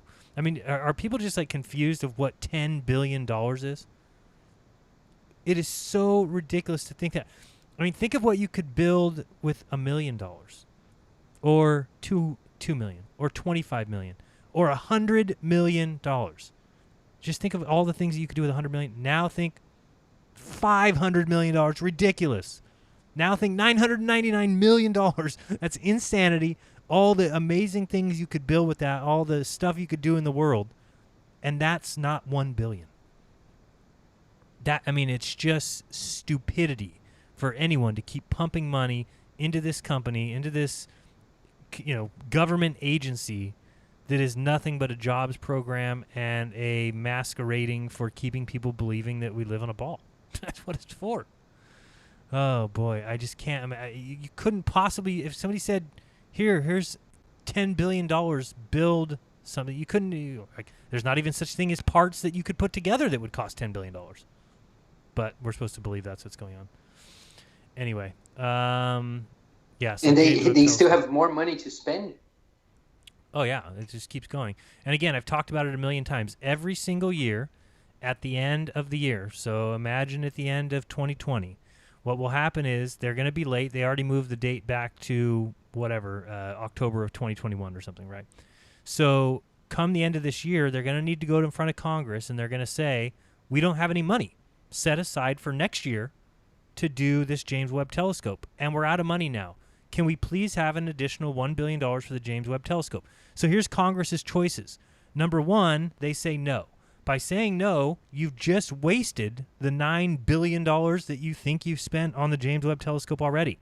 So the only option is to say, all right, well, we don't want to look stupid for giving $9 billion for nothing. We might as well give $1 billion more so that they can get this done. And then what will happen next year, and we've talked about this a million, it'll get pushed out, and it'll get pushed out. And then even when it finally gets launched into the ocean, all you're going to get is the same pictures that you get from Hubble. What do they say when they go there, the Congress in those scenarios? Right, like space-time just really isn't cooperating with us. Right, it's a little rough right now. Yeah, space-time's really giving us a headache. We need some more shekels. I can't imagine doing that. I mean, you can't do that in real life. There's just no point where you can go to somebody and be like, hey, I want to rebuild my car. It's going to cost $5,000. Will you loan it to me? All right, I'll loan you the $5,000. All right, here's $5,000. And then you go back to him at the end of the year and you said, I appreciate that $5,000, but to fix it up really nice, it's going to cost an additional $2,000. They're like, all right, well, I don't. Okay, what happens if I don't give it to you? I lose the original $5,000? Yes. All right, here's $2,000 more. And then you just do that every year? Just every year. Yeah. I didn't quite finish the car, and there's no return. That's the thing. Nobody's getting any return from this thing. What is going to be the return of a $10 billion space telescope? The answer is nothing. Forever and ever. Space exploration nothing. is priceless, Jaron. Oh, God. You make me want to throw up. Yeah, it's all the people who get the jobs, who get the contracts. So it's all the STEM industry. So for them, it's amazing. They pump the marketing. They have a marketing program, and they get all the jobs, they get all the contracts, and they get all the money. So, well, for $10 billion, can we get better footage than like a flip phone this time? That'd be awesome. They're stingy. They're gonna save whatever they probably, all these years they're probably making all the CGI that they're then gonna roll out at some point. No, yeah, it's gonna get crazy. It's gonna get where it's very realistic looking. I think we all know that it's coming. Yeah, but how do you make the jump from the Voyager? You've seen the Voyager films from Saturn and Jupiter and stuff. How do you make the jump from something what we may call realistic, right? And then that, and say, both are real. Imagine being able to say this about the Space Telescope. Webb is designed to build upon the incredible legacies of NASA's Hubble and Spitzer Space Telescope by observing the infrared universe and exploring every phase of cosmic history. The Space Telescope is going to explore every phase of cosmic history. I mean, that's like me saying I have a microscope that's going to explore every phase of human history. What do you mean? No, it's not. It can't. It doesn't work that way. Awesome. So crazy. Their claims are so mega bizarre, right? It's just out of this world. And that's what people, I guess, want somehow. Well, that's how they get people. Sorry, I'm saying that's how they get people. When they don't understand it, the layman is like, oh, well, it just must be true because it's beyond my level of comprehension. All they have to do is make it crazy enough where it doesn't make sense. And then the 90% of people will be like, oh, it doesn't make sense because I'm not smart enough to get it. Right. When they read the observatory that's why people are so happy. It says the observatory will detect light from the first generation of galaxies that formed in the early universe after the Big Bang and study the atmospheres of nearby exoplanets for possible signs of habitability. It's like there's no presumptions in there, is there? Presuppositions, it's none. So it's just zero. It's so annoying. I mean, we were talking about it yesterday, too. I just can't get over the fact that they think there's some sort of telescope that can see, and remember, any star is minimum 25 trillion miles away. That alone should erase everything I'm going to say next, because you should be like, well, that's impossible. Nobody can see that far. But they actually have you convinced that these telescopes, just some mirrors and some lenses, can see 25 trillion miles, and then they can see little planets causing a blip in the sun. And then based on the blip, they can tell you what the atmosphere of the planet that's orbiting the 25 trillion mile away sun is. And I'm telling you, you can't have a garbage can at the end of your street. It has green, it has red vegetation. There's one place that has red vegetation. The other one has a diamond core. Rains, the diamonds. One has glass that rains. Oh, sideways glass rain. I mean, folks, if you put a garbage can at the end of your street and you put a little gas in that garbage can and release it or something, if you think somebody with a camera down at the other end of the street can tell you which gas is coming out of that garbage can, you're insane. And maybe even if they can do that, maybe that's a few hundred feet. If you think they can do that for 25 trillion miles, well, I got a bridge to sell you. Yeah, this comes back to the LSD they're dropping. They're Right. like, let's just say it rains diamonds. Right. It's so stupid. What I want to see most out of Webb is that which I can't anticipate today. Like, what? That's what you anticipate. Like, what can we get out of this telescope if I was interviewing the guy? Explain to me what the James Webb Telescope is going to do. Well, what I want to see the most out of Webb is that which I can't anticipate today. All right, thank you for that. It's great. I can't wait either. Yeah, how profound. Oh, so profound. I love space. Dude, It's so great. Have you guys seen... I will say, I've woken up someone to flat Earth just with that, bro. When I was like, they say that's like 17 trillion light years away. It's not actually there. Those stars aren't actually there. Everything, like half of what you're seeing no longer exists. And they've heard it before, but I was just like, broke it down. Like, really think about that. How would you ever know that? And that person was like, dude, I never thought about it. I'm like, yeah, I know. Trust me. Not to mention ridiculous. when they talk about light years, and it's so hard to explain to people, or people should get it, that if we are flying through the universe and all this light is getting here way after it left, well, you wouldn't see it in the same spot where the star is. There should be like light waves going across the sky. It can't be that, I see a point of light, and that point of light left that spot that it is some whatever years ago. 100 years ago, 500 years ago, or a million years ago. I mean, it's so stupid that people have been convinced that we see back in time by looking at the sky. Everything you see in the sky is a minimum of 4 years old if you're talking the stars. Dude, that's crazy to think about. Yeah, you're looking back in time when you look into the sky. Just don't question it. It makes sense, I promise. We've been there.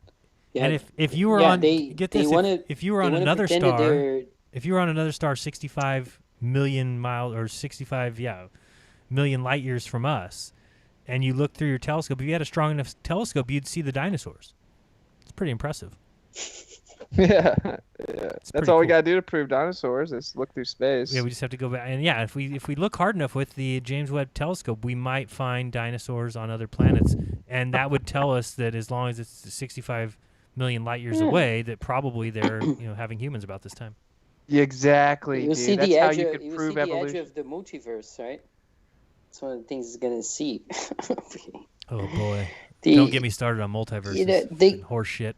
The thing is, like, they want to pretend that they're the most revolutionary discipline ever because at every corner they find something revolutionary, incredible. Right. There's these exoplanets now, and you can go down to the desert and pick up rocks and say that you're studying any of them, and people will believe you, and they'll give you money, and you can go out there. And it's a theater, essentially. It's unbelievable. It's the only thing that you can study by not going to the actual thing. Imagine that you're going to study whatever it is. You're going to study how to grow food or architecture or whatever, building something. You have to pick up the things and do it. And you have to look at the thing itself.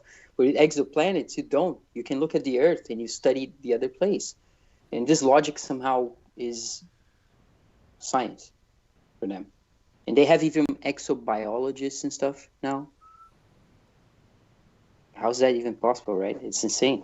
And I think it's just how deep the science fiction goes. It's pretty incredible. I mean, that's why it's so fascinating. It's Narnia, right? I mean, it's really Narnia. It's really just, you can make up anything once you step beyond the wardrobe. Right, exactly. And the wardrobe is just the assumption the Earth's a ball.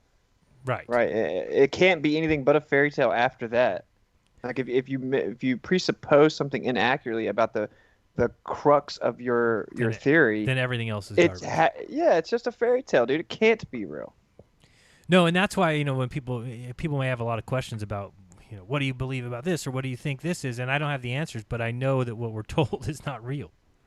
That's the biggest hiccup, dude. People are so hesitant to accept that. Well, it's because you were taught that all truth is known, and just sit in a desk and some lady will get up there and she'll give you all the answers, and as long as you regurgitate them, then you're smart. So, even this coronavirus, I mean, if you try and talk to anybody about it, right, what they'll tell you is if you say, yeah, but sick people, I'm healthy, so I shouldn't be wearing a mask. What's the first thing they'll tell you? Oh, but asymptomatic people carry right? So it's like they just want to feel smart that they know the answers. So that's why the news feeds them these things like, no, asymptomatic people. So that's what they go around saying, and they feel very smart. I wear my mask because asymptomatic people, so they feel just like they did in school. Yes, dude. I look at it like this as a metaphor or whatever. You walked up to a toddler, and they have their little toy ball, and you rip the toy ball from them, and they start crying, and they're like, "You're not gonna give me another toy?" It's like, no, right. I'm not replacing your toy, dude. Yeah. Right. Exactly. You're grounded. Yeah, no, they feel like, no, I need to know all the answers. I need to know that the moon goes around us because of gravity, and we and the moon go around the sun because of gravity, and we all go around the great attractor because of gravity. And that's enough for them. And so when we come along and then the first question they ask was, well, how does the sun and moon move? And if we just had a word for them, I guess, then they'd be happy. Fraternity. Yeah, exactly. They'd rather believe something with no evidence at all that's been falsified than to have nothing to believe in. Well, I forgot how somebody put it the other day, but it's when somebody reaches a conclusion that they didn't reach with reason, right? Then you can't like get them off of that because they didn't get there with evidence. They didn't start believing in the globe because they were given ample amount of evidence that made them believe it. It was just something that they were told to believe, and that's hard to get somebody off of that. Because they're just like they get confused on what is evidence in that case, right? And that is something that it may always be a question for when you start moving into different questions that you're going to ask. But in terms of how we can verify it's not a ball. And all they need to do is read one article, right? Read one article from National Geographic that says, well, these people went out to this ocean and they sent a laser across the ocean, and then they drove a boat a little further and the laser hit higher. That's all people need to see. And they're like, oh, well, yeah, exactly. Earth's a ball. That's all it takes. So that's what these articles look like. It's like the one you were talking about earlier, Rodrigo. Same thing, right? I mean, these articles just come up with the same old stupid ass. Well, Aristotle saw the curved shadow on the moon, and therefore the Earth's a ball. It's interesting how that's not a red flag because should be. if you're aware of how you've the information landscape in the last 25 years, and the fact that these things just started popping up in the last 5 or 6. Isn't that a red flag? I mean, does that need to be re-explained now? It is. It should be a problem for anyone, I think, especially people who are critical of the media before. But sometimes it isn't, which is quite interesting. It's scary or something for some people, and it comes with lots of social consequences apparently. Yeah, but this is the funny part, dude. They run around and they tout their fairy tale, typically through means of predictability, right? That's what Glovers will say. Our model can predict everything, and it literally can't. It's still working and doesn't even. Dude, it's such a crappy model. It hasn't even worked out all the kinks, and it's been like 500 years. It still can't explain the Selenilian eclipse without making up some nonsense. It can't even explain everything yet. And people won't let it go. Like they still tout it like it's reality. Look over the discrepancies and say, if you can't replace my fairy tale with more fairy tales, then I'm holding on to it. It must still be reality. It's like a disease or something. When 97% of the observable universe has never been seen. 97%. Right. That's the other thing. That's one of the things they can get away with. They can simply get. It's incredible. It's one of the only disciplines where you can say, we know nothing about anything. But we're getting to learn so much. It's incredible. Like it's like a magic trick, and they keep getting funding for what they say. They start making up new stories, and I think they made it worse from the 1500s version, because they started adding all these other motions, the motion of the galaxy, the great attractor, all these other motions that mess it up even more. Because back then, I guess it was just a version of the geocentric model modeled around the sun, because their sun worshipping religion, which is talked about in the history books. I mean, that Kepler became a Galilean because he knew Galileo was a sun worshiper, and that was a bond. That was the reason, dude. So, but yeah, go ahead. Oh, I was saying, well, the magic thing, it's like they watch a magic trick on stage, and then you come up to them and they're like blown away with the magic trick. They think it's real. You walk up to them, you're like, hey, dude, I looked into this. I went and talked to the magician. I went straight to the source. This isn't really what's happening. He's just making you think that the rabbit came out of the hat. And it's like them saying, no, please stop. I want the magic trick to be real. Right. And you're just like, well, then go for it, dude. Like, whatever. Yeah, enjoy it. And that's a place that I changed where I used to be, because now it's just like, you give people that info and then it's up to them.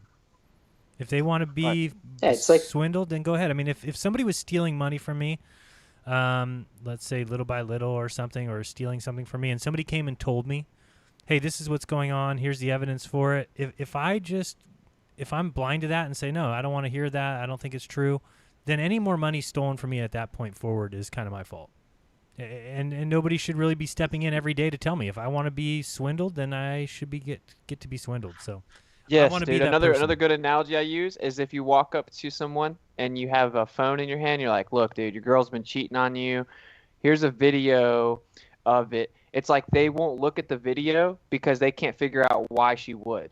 And so you're like, okay, well then just don't look at the video. Like, I don't care, but don't come around complaining about her to me. That's the thing. Mm-hmm.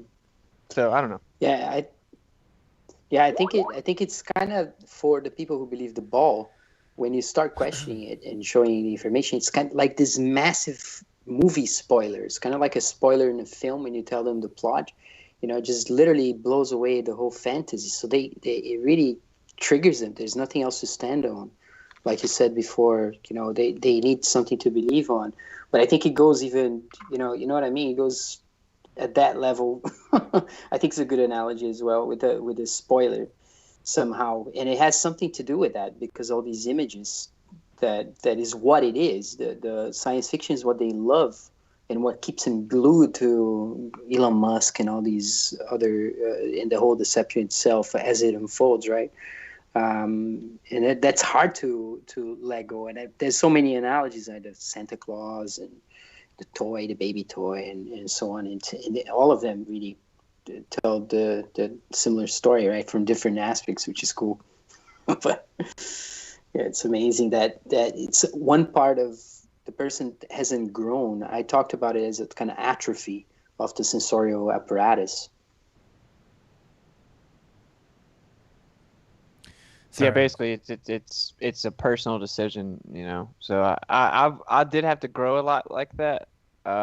You're not going to convince a globe zealot of anything, and you have to just accept 90% of people are weak, like we discussed. They care about just fitting in with majority, and you have to accept it, man. It's actually going to be detrimental to you, like in your energy or vibration, if you don't accept it, So like what Jaren's saying is perfectly right. Like just you tell them, and then you keep it pushing. There's some people that haven't been told yet, and that's all you can do. Like you're fighting very high level cognitive dissonance, very persistent cognitive dissonance. Mm-hmm. That's right. And you just make sure everybody gets a chance to hear it. I encountered it. It's something that I never knew growing up. I never knew you can question the globe. Exactly. Just didn't know. As long as they get to at least know it, right? Right, at least get a chance to look into it if they want. And it's the same thing I talk about with 9/11 all the time, that my buddy told me in 9/11 inside job. I told him he was crazy, don't ever talk to me about that again. But at least he told me, because it was months later or even years, I don't remember at this point, that one day you have time, you're sitting at the computer and you start looking into it, and that's all it took. So even though I told him he was a nut, told him he was crazy, and it probably would have almost pushed me further away if he would have told me every day. Right? Right. Like the fact that he just told me once and just kind of let me be, and then I told him don't tell me. He's like, all right, dude, look into it. Like Eddie Bravo always says, look into it. Because that's all you need to tell somebody. And they're not going to look, they may not look into it the next day or the day after or next week. But eventually, most people do. And with this topic, talk to any of us that are flat earthers. That's what it takes. It takes you looking into it. No one was just told the earth's flat and they're like, yeah, you're right. All of us were like, what? No, come on, it can't be. Let me look into this. And at some point, and if you had gone up to your friend and asked him about 9/11 a couple months later, I'm sure he would have been more than happy to tell you about it. Absolutely, and he did. When I went back to him, I was like, dude, thanks for telling me all that. he's like, oh, now you know. So I mean, yeah, the friendship's even tighter now than ever before. Yeah, exactly. Much more efficient anyway that way, because even if you are to just able to pummel someone that's ignorant with all kinds of evidence, and for a second they're like, I don't know, maybe it is.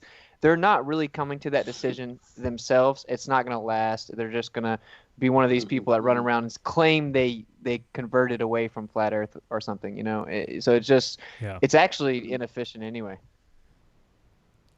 I agree. I was trying to look up this launch, or I know people have been watching it, but some launch that failed.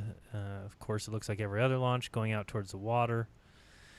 And did you, Austin? Did you resist it when you first started thinking about it for a while? How was it? No, yeah, I'm kind of different though. I acknowledge I'm like a bit of an anomaly, but I found out 9/11 was was a psyop in high school. So when I came across Flat Earth, B.O.B. said how did you I had find already that been out? listening How to did it. you? But you said in high school, but by a friend, and I guess because I'm thinking, I forget that you're so young. So what was taught about 9/11 in school? Do you remember that or no? We weren't even taught Okay. I want to say I was still like second grade. I was there. I saw it. My parents actually pulled us out of school. Oh my God, you just made me feel so happened. fucking old. You were in second grade when 9/11 happened?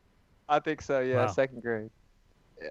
And I found out on YouTube or something though in high school. I told my dad and he shut it down. And I was like, okay, whatever. So for a long time I had known, dude, not everything is what it appears to be. B.O.B. had exposed tons of conspiracy I already agreed with. So when he said the Earth was flat, I did indeed was like, wow, you're retarded.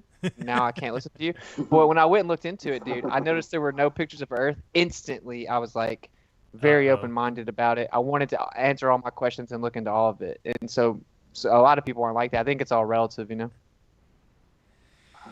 Yeah. I'd already accepted the world to stage is basically what I'm saying. So it wasn't a big deal for me. Yeah, me too. I was lied to such a degree. I finally, all it took was really seeing the AE map, because my biggest contention was over and over again, well, how could planes go around it? Planes can't go around a flat Earth, you idiots, right?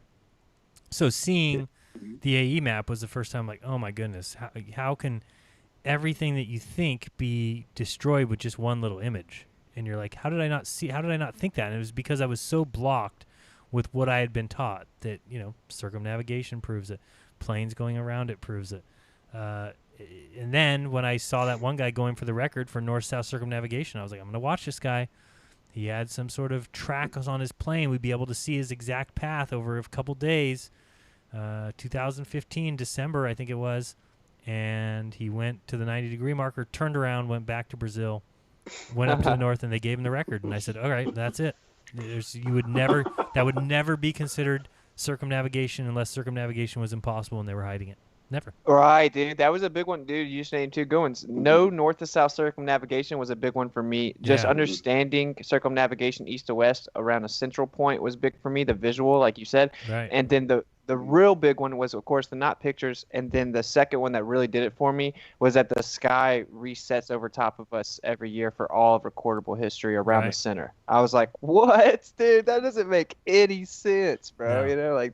It just means it's moving over top of us. It's like here for us. For me, I could not let that one go. I had to just deep dive. And just the fact for me, I mean, when you started looking at all the speeds that supposedly everything's going, right, and just the whole idea of you'll never feel any of that, and the idea, it's because you were born here, it's just a joke. It's just a joke. I mean, you can't. Yeah, the frame of reference, right? That's like a, what would you call that? That's one of their, whatever fits. So it's kind of like as big as gravity. Yeah, it's a fix-all. Yeah. But if a baby was born on a roller coaster or something, I don't know what else to describe. But just because you're born something that's moving doesn't mean that I'll never notice this is moving. Because I was born here, and the Earth is flying 1.1 million miles per hour. Why will I never notice that? Because I was born here, and we just don't feel it. And then, I mean, when you went deeper, and I saw the problems that they had with even the simple question, and this is still one of the things I remember, and it was, took Antonio Subarats and Red's Rhetoric going back and forth about it. But the question to Red's Rhetoric was, does the sun move in space? Okay? So doesn't that sound like the easiest question for them to answer? They can't answer it. They have to say, in relation to what? And if you say, no, just listen, does the sun move in space? And their answer will always be in reference to what? So they don't even understand that either it does move or it does not move. To them, they can't say that. Why? Because they have to introduce these reference frames. And the Earth is spinning in its own reference frame, and then the moon orbits the Earth in that reference frame, and then the moon and the Earth orbit the sun in that reference frame. And then, so at that point, if you say in reference to what? So does the sun move in space in reference to the moon? No. The moon moves in reference to the sun. Then you just keep expanding that out. It's so ridiculous to think that the sun only moves in space in their world if you're talking about in reference to the galaxy, but not in reference to the Earth. In reference to the Earth, the sun remains still. It's so ridiculous. So they can't even ask the question, even though once they've admitted that in reference to the Milky Way galaxy, the sun moves. So then the answer to the question, does the sun move in space, is a simple yes. Yet they can't say that. They have to say in reference to what? Because you have to look at everything in reference frames. It's ridiculous. Right, because it's moving, but it's also not moving. The whole model crumbled once I pulled back the curtain. It was just about being willing to even like peep behind the curtain.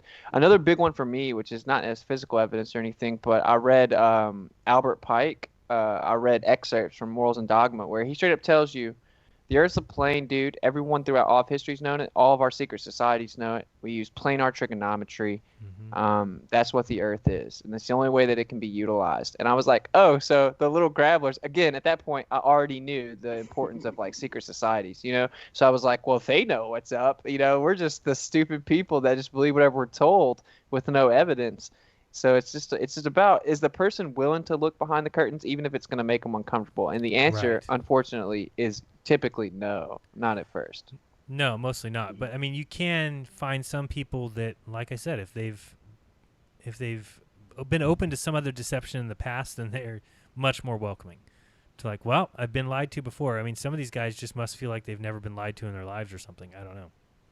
Because they even believe, I mean, there's people out there who believe that there can be no conspiracies. I mean, they'll really think like, no, even two people can't be on a conspiracy. There's no secrets are to be had. No secrets ever been held for a long time, because they're not even smart enough to realize that if there were secrets that were held, you wouldn't know about it. That's the whole point of the secret. I mean, if you think your parents don't have secrets from you, you've got another thing coming. You know, if you don't think your friends have secrets from you, if you don't think the neighbors have secrets from you, then you just don't understand life. It's that simple.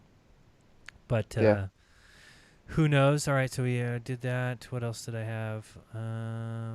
What is this that you're looking at? Is just another Chinese? Is it Chinese rocket? Yeah, of course. It's just some Chinese rocket that failed the other day, I guess, last week. But I can't find any video of it technically failing. It just goes out over when it's too far to see, and they keep saying satellites were lost. And of course, you don't hear about where it crashed. Why? Because it crashed in the ocean. Just like they all do. What difference does it make whether this one's ruined or not? They just have to tell a little story, steal a little money. Again, what would be worth more money to you if you said, we need to build this, launch this satellite, you launch it and it crashes? Well, guess what? You're going to get more money. So you're going to get more money to build new satellites, to keep more jobs going, to put up something else, and it just keeps the story going forever. One thing I thought was funny, somebody sent me... For how long do you think people are going to be able to be watching these same things as rocket launches and still be entertained? Do you think that can last very long, or do you think people will still be jumping like the SpaceX people in 5 years or something with the same? Yes, dude. People are super stupid, dude. I mean, you just have to look at how long they've been promised of all these things. You know, it's like we talked about last time. It's so sad that we went from, you know, in the 50s and 40s, and you know they were saying, oh, and by the year 2000 we'll have flying cars. Instead, in the year 2020, we think pancake syrup is racist. So, dude, if they said we think that flying a trash can up there would be the most efficient aerodynamically, people would believe it and cheer it on, dude. A trash can, a metal trash can. Be serious, dude. They would. They would think, oh, that makes sense. Did you see this thing? They have this guy got, I think, $100 million in Stephen Hawking on his side to have this nano probe. It's like, I think it's like 2 centimeters or something, that they're going to hold it in orbit and blast an array of lasers on it and accelerate it towards Alpha Centauri or something like this at half the speed of light, so they can visit another exoplanet or something like this. That's the level that we're speaking of right now. Micro probes accelerated by lasers to. Then we're all gonna play dress up in the speeds. dark and drop acid and jack off in coffins. Yeah, that's gonna be fun. Bow down to each other and take oaths. I got this email from somebody the other day. It's pretty funny. He says, Jaron, I dig what you do. I've been listening to you for a while. You may already know this, but I have a buddy that works at NASA. He's a diver. He posted some craziness a few days ago saying that NASA is stepping up their game for future Luna operations by incorporating a heads-up display in their diving helmets. He's not an astronaut. He's a diver. And he does say for training for future Luna operations, but I thought it was funny because why would NASA step up the divers' game by incorporating an HUD when all they're supposedly doing is helping the astronauts in the pool? Right? So now the divers have heads-up displays inside their diving helmets. Like, what would be the point of that? The divers aren't even in space unless you have followed just my production channel. value later on, right? Yeah, I guess. And I think some of those divers, you don't need very many of them, are in on the trick, of course. Dude, they don't even hide it, dude. No. It's always in the open. You know, they go tell you they practice in the pool. I mean, come on, dude. They tell you they practice even though that'd in be a pool. so completely different than space. That's so ridiculous. You almost, I've heard people make this sales pitch, and you almost kind of got to agree with it. Like, are they really at fault? They are, right? They propagated the deception, but it's like, I know. They tell you, dude. They straight up tell you how preposterous it is, and so it's kind of hard to be mad at them. I've changed a lot of that, and that's another reason when people say like, "Why aren't your channels shut down if you're revealing this truth?" They probably respect us. They probably look at us like, we got to respect these guys. At least they're calling us out for what we're doing. Now, the people we don't respect are the people that we're fooling that just fall for it. They don't, they just look at my channel like, well, yeah, I mean, he's never going. People think he's crazy. He's never going to gain any kind of following. YouTube is not going to allow him to say anything against us. They're fine. They don't care. They probably respect. Yeah, exactly. They're like, Jaron, you're mad at Jaron. You're mad at Jaron for telling you, but we already told you. You just weren't paying attention. Yeah, exactly. Oh boy. So good stuff. All right, Ira said he was going to be back. I don't see him, but we can probably wrap up. Do you guys have anything coming up? Or I don't know, is there anything else we wanted to talk about? I'm trying to look at my list. I'm getting confused. I'm doing a lot of shows now, so I'm like confused. What have I talked about? What haven't I talked about? We had Raw Monday, and then I've been doing this show at night, which I may not be doing for much longer, but for now. Anyway, you guys have anything coming up? I do have. I'm actually debating tonight at like 8 Central on Modern Day Debate.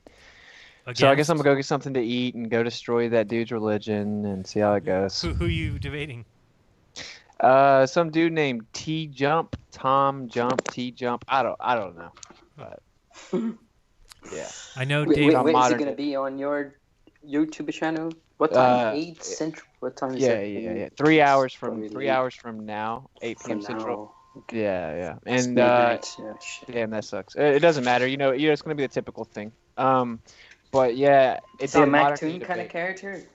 I don't know, man. I don't know. Typically, I don't like underestimate my opponent or whatever. At this point, they're just they're arguing against reality. I don't even prep.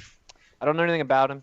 I've heard he's a clown, but of course if you go around YouTube as a Globe zealot, you are a clown, So yeah, I don't know. No, yeah, Modern Day Debate. I'll probably mirror it up on my channel later, or do an after show maybe. But no, it's on that same platform. That host that just sits there. yeah. But hey, dude, actually, I don't mind it necessarily because I can hold my own pretty well. And so back and forth in live time, it gives me some benefits. So I don't even care. It's like, whatever. Let me get to the crux of the issue. If you can get to monologue for 10 minutes straw manning me, it actually works for aiding confirmation bias, So I take the goat to bed. I mean, whatever. Cool. Yeah. Sorry, I was just thanking people. Okay, so that's going on. Dave Weiss, I know, is on with the Tinfoil Hat guys right now, I think, but I think they record. They don't do live stuff, so stay tuned to all of our channels. I'm sure we'll find out when that's coming out. But do you guys ever listen to that with Sam I've seen Tripoli, it before. Eddie Yeah, Bravo. it's cool. I don't see it all the time. Don't have time to be watching stuff right now. But what I saw, I thought it was surprisingly, but it was better than what I expected, kind of thing. Because sometimes at the first impression you get from that guy is like, this guy cannot be so smart, but then you realize he is smart. Yeah, he tiptoes. No he matter. tiptoes a lot. Sam Tripoli, but Yeah. I don't know. Yeah, he's okay. But I saw a few things just when David was there, and they were going crazy with the flat Earth stuff. Sure, I'd imagine it'd be way different with with Dave there. Yeah, I don't hopefully know. it's good. Yeah, no, I if don't know tiptoe. much about it. It's very big, right? Their podcast. Not very big. I mean, their channel's got maybe, I don't know, 80,000 subs. Maybe I'm wrong. Maybe it's up to 100 or more. Right. But their show does pretty it's good. kind And of like you said, he Rogan tiptoes a style lot. type Yeah, thing, right? and it's kind of one of those. I think a lot of people go to that model where they go to it's not about me, so I can just interview people and I kind of go along with everything. Yeah. It's just an easy way to do things. Let's see here. And Rodrigo, what do you have coming up? Or did you I'm already say doing that a bunch of writing and trying to work on my website and getting some things straight. And yeah, trying to finish the spacecraft too. It's going to be, who knows? It's just a bunch of musings and some bunch of research and some thoughts on self-critique and whatever. It's who knows what it's going to be. It's interesting. It's already too long, but yeah, that's coming up in a bunch of other things. I can't even keep track of it. I collect too many things and make plans to talk about everything, and then I realize it's better if I write it down, get it all down, and explain to myself and look it over, and then I can make a bunch of presentations on it and talk about it and see. I like sometimes push some buttons, and that's kind of a problem. So maybe people don't like me so much, but whatever. I like to ask hard questions. I mean, I'm kind of even going after the idea. The slogan, "Belief is the enemy of knowing." Yes. Right. Sure. Yeah. Even this slogan, I'm kind of trying to look around and look at those distinctions. Is that really a thing? But it's kind of in a playful way as well. Language is play. That's one of the things. But yeah, so we'll see. I'll come up live, do something, and keep going. Essentially, too many things on my jobs and whatnot. Just trying to stay afloat and the baby. And we here we're not with much family around because it's my family cannot visit us. There's a lockdown. Like Brazilians cannot come to Europe. So my mom hasn't been able to see her grandson and all these things. So we just basically slightly isolated, so try to get these done. But yeah, that's what's up with me. All right, and Ido, I guess, is here. Oh, Ido's back? Maybe not. We were going to shut down the show unless you had something you wanted to share. I don't know if you said you wanted something or show something. We can do that or we cannot. I do want to thank everybody in D Live. We got 230 people, which is awesome. And again, I would love to see that number keep increasing. I would love one day to see 600 in D Live and 50 people on YouTube, and then I would realize that I no longer need to be on YouTube. It's kind of would be fantastic. But try and spread the word as much as possible while remaining under the radar. But I appreciate everybody in D Live and for the lemons. Great help. Now that I'm able to get them out, it's much better to send lemons than it is to send super chats. Super chats, I think they take 30%. So if you send $10, I would only get 7, but I believe it's on D Live far better than that. We'll get there eventually, says Raven Gaming. What's up, Grace? How is everybody in there? So that's the plan, is to kind of, I don't know how long we're all going to last on YouTube, and it's good to do some stuff like Austin doing his debate. I'm sure that stuff will be allowed, but sometimes when the topic is a little bit more risque, we have to go over to D-Live. So appreciate you guys being here. Appreciate everybody on YouTube, obviously. You can support everybody on Patreon very easily, patreon.com/jeranism for me, /WitsitGetsIt for Austin, anthropology for Rodrigo, and / Nur para Todos for. And as far as Sunday, I don't want to. We're gonna keep it open. You can check out my channel at noon. Do you guys have plans? I don't want to confirm it yet because I don't know if I have anything to talk about. But if Bob's going to join us, maybe we could take some calls. I don't have that ability, but Bob does. So just kind of keep an eye on my channel, and I'll talk to you guys. Are you guys available as of as far as now? As of does that mean? I don't know if that's what you Same said. for me. The calls show was really interesting the other time, right? Yeah, if we could do that again. So it just depends. I know Bob's still having, moving and all that stuff, so he's still not ready for Globebusters to come back with him as the host, which I think will be in August. But as far as me doing a sub show, we could probably do it. It's just make sure everybody shows up for it. Or else, I guess I'll start it and then say, hello, everybody, nobody's here, or we'll talk to you tomorrow or something. I'll do by If you wanna hear, if you wanna hear about something I can probably present is like how there is an anthropologist who looks at space believers, exoplanetary scientists, and she has a take on it, and it's quite interesting. I can make a little bit of a presentation on that if you like to. Very minimalist and that could be interesting. So you see that the way she puts it's quite interesting too. Yeah, maybe we'll do one and just keep it short if that's it. And if Bob wants to take calls, we can do that. But that sounds like fun. So that's coming up as far as Sunday, and then back to next week again with the Monday Raw, and we'll do it all again. Hello, guys. Hiru? Yeah, man. Sorry for. It's okay. Family business. Sorry Yes. for. We were just shutting My down, answer. but did you have something you want to save before we go? If you want to show something, I can. Thank you, everyone, and Okay. no much. But nothing Not you so want much. to, nothing you want to share, screens or anything. No, I Okay. have all the file from the vaccination campaign, but I don't know if you want to address that right now after you. Do you want to do it Sunday? Yeah, For of course. Globebusters? I'm completely available. Okay, on Sunday. let's do that. So now I'm making it official. There will be a Sunday show. It will be on my channel. It'll Yes, be a yes, Globebusters please. show. We'll have Iru presenting some vaccination stuff, Rodrigo possibly presenting, and then we'll see if Bob's going to join us. If Bob will join us, then we will probably take some phone calls as well. Sound good? Perfect. All right. Any final words before we go? All right. That's it. All right, guys. I remind you to do your own research because when you do, you'll never again believe what you've been taught. We'll see you guys Sunday, noon Pacific, right here. And that's it. Till next time, this has been Jeranism. Peace. Peace out.